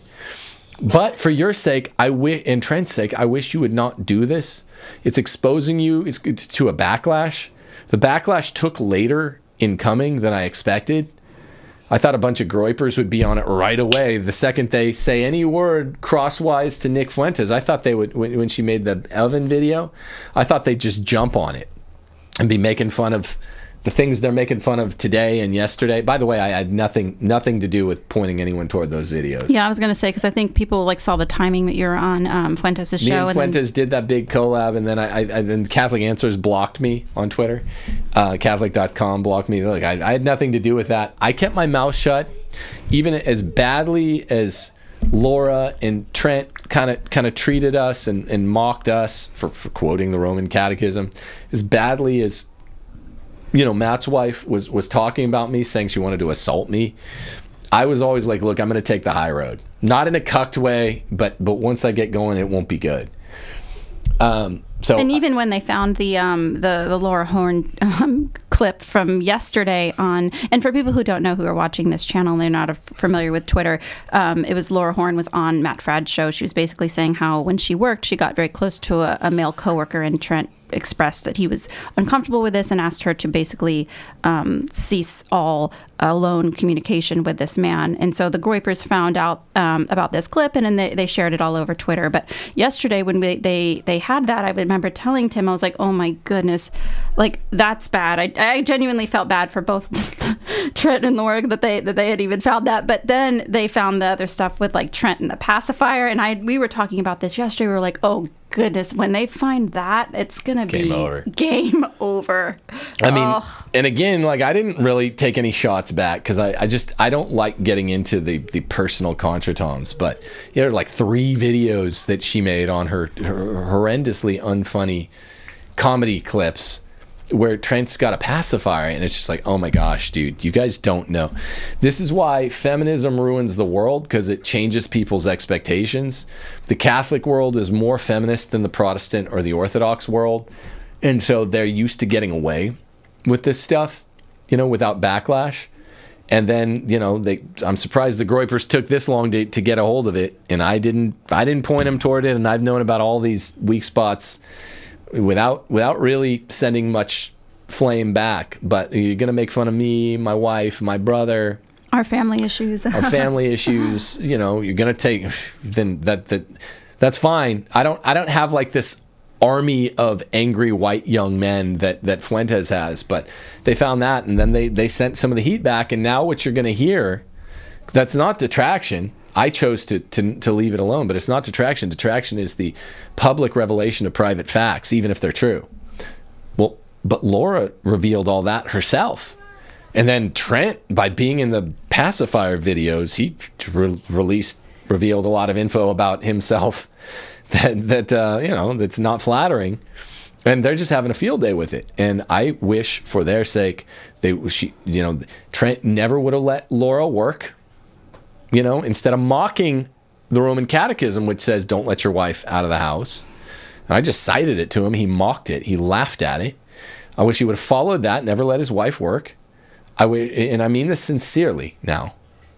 And I wish he never would have let his wife make these, look at me videos, where it's just like the mass fit thing that the other Catholic feminist chicks do, like religious hippie. It's basically the pornographication of Catholicism, Catholic Twitter, Catholic YouTube. They're still saying, look at me. Women struggle with narcissism badly. Mm-hmm. They want to be looked at. They want to be listened to. You're supposed to be private. Now, Steph will come on videos with me when I'm like, okay, help me soften this. You can do the ask your husband thing. St. Paul deputizes that. But we're very careful about it. She only is talking to the ladies out there when she talks, and she's only saying, look, go obey your husbands and STFU, go home. And what people don't probably know is that I don't prefer to be on camera. I don't like to be on camera, but when Tim asks me or says, hey, you're going to do this today, I do it. So even when I do appear, it's really a request from Tim. There actually is a question in chat for me. I don't know if you want me to read it, but yeah, sure. Right on the cusp of that. On that topic, I know. I was like, ugh, I don't know if I should after like women wanting attention. Like there's the question.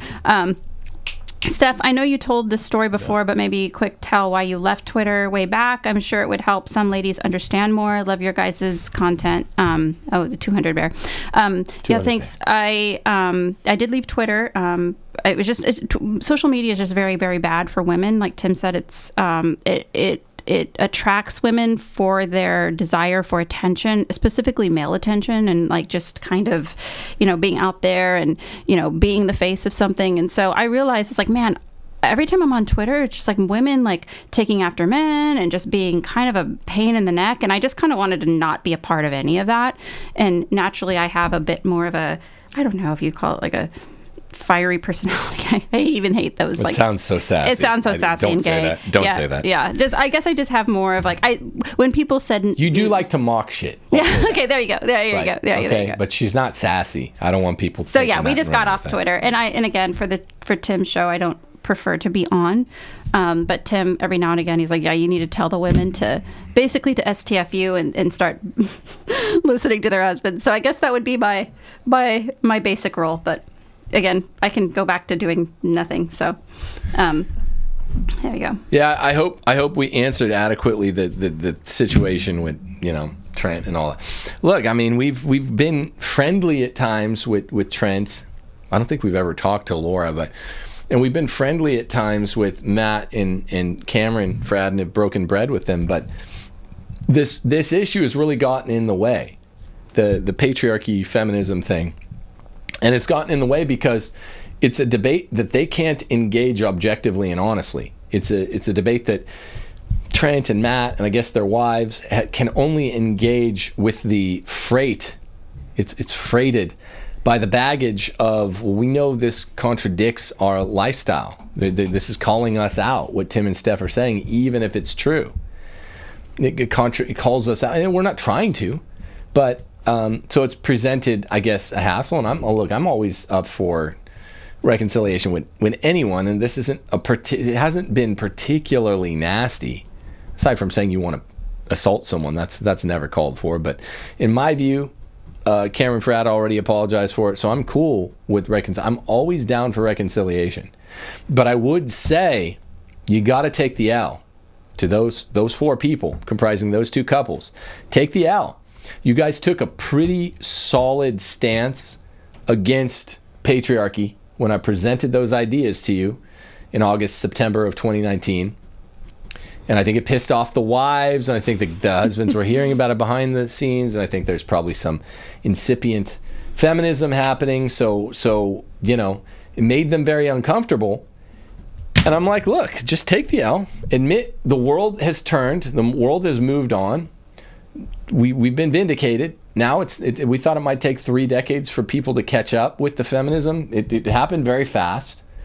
Now it's become very mainstream again. Like, oh yeah, let's 2 and 2 is 4. 2 and 2 is not 5. For 3, 4, 5 generations before us, people were saying 2 and 2 is 5, and so you could make us sound or look, I guess, to a cucked audience like weirdos, which is what Matt and Trent tried to do when I went on their shows.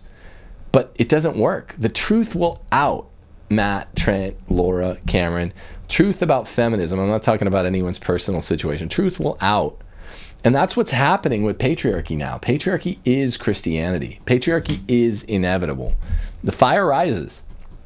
And same thing with the red pill, right? You've heard me. These aren't token critiques I'm leveling at the red pill.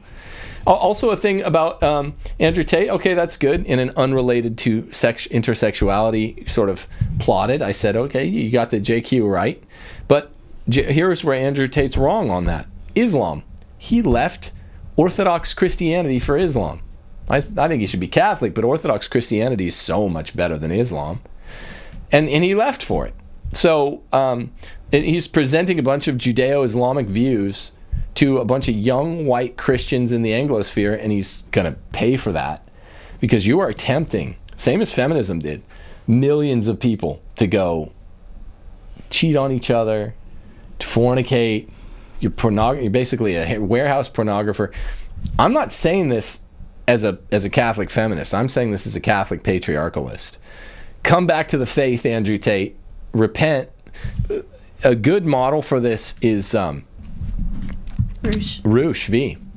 That guy, and he didn't come back to Catholicism. He came back to his, I think, native Orthodox Christianity. And that guy, because here's how I know with substantial certitude, not mathematical certitude, that a conversion is real. Roosh V had said a bunch of sleazy stuff. He's one of the other godfathers of the red pill stuff. Bang Dallas, bang Seattle. He wrote all these books telling men how to just sleep with women. He became a Christian again, and he's like making pizzas in his basement, and he will not do interviews. He's like, I need to repent. I'd like to see that, by the way, from not only Andrew Tate, but from Abby Johnson. Okay? Abby Johnson, who, was formerly cooperative in the killing of whatever it is, thousands, maybe tens of thousands of babies, including some of her own, should not be a spokesperson for pro-life, people. No, the same thing with really any ladies. But especially Abby Johnson. Abby Johnson being a spokesperson for pro-life would be like Theodore McCarrick being a spokesperson for anti-pedo stuff. It doesn't work. It doesn't work. If you legitimately converted, and there's a legitimate question on this, and it's documented on the internet, whether or not Abby Johnson's conversion was motivated by the proper motivants. But if it's real, let's assume benefit of the doubt. I'll just pretend I didn't see some of the stuff I saw which really motivated her to turn teams on Planned Parenthood, which is like a Facebook entry or something she did the day before she quit, saying she just wasn't highly paid enough and she was going to get them back. If I don't know if that's, I don't know what's in her heart, but if it's a real conversion, then you vanish.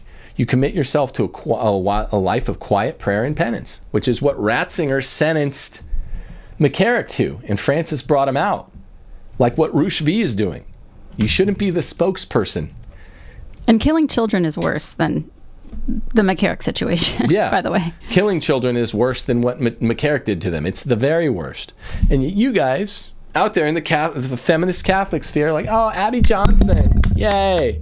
Okay, let's put Uncle Ted McCarrick or someone like that. I know he's passed on now. Let's put him in charge of the anti-pedo sphere, even if he'd converted and he said sorry for it. You just need to go away and from the public life. Fees, and get huge speaking fees, have movies made glorifying your life. Just go away. Go away. If your conversion's real, then we thank God for it. It's joyous. It's great. Same thing with McCarrick. Why would you guys say this about Abby Johnson, but not McCarrick? If he really repented, then God bless it. God is good. Deo gratias. Go away, though. Particularly women in the public space. Go away. And Steph and I are going to do a second response to Lila Rose from when she had on Erica Bakioki, the woman who wrote the WSJ piece about me. We responded to the Lila Rose show. But we haven't responded to Bakioki. They just need to shut up their mouths and get out of the public space. Just get out of the public space. We don't need school marms. Just do like Lila Rose should just have just help her husband's podcast. Yes. Just please, just go ask your husbands at home. So you could take that, anyone who's out there, take that little spectrum, left feminist, right feminist, red pill, patriarchy. Feel free to use that thing. Clip it. That thing will never lead you wrong. We are the most right wing. We are the most right. And we like the aspects of the red pill that critique feminism. We hate the aspects of the red pill that incorporate feminism. And there are many of them, the latter. Amen. I feel like this was thorough. This was a thorough colonoscopy on the red pill. God bless you guys all. Deus Volt.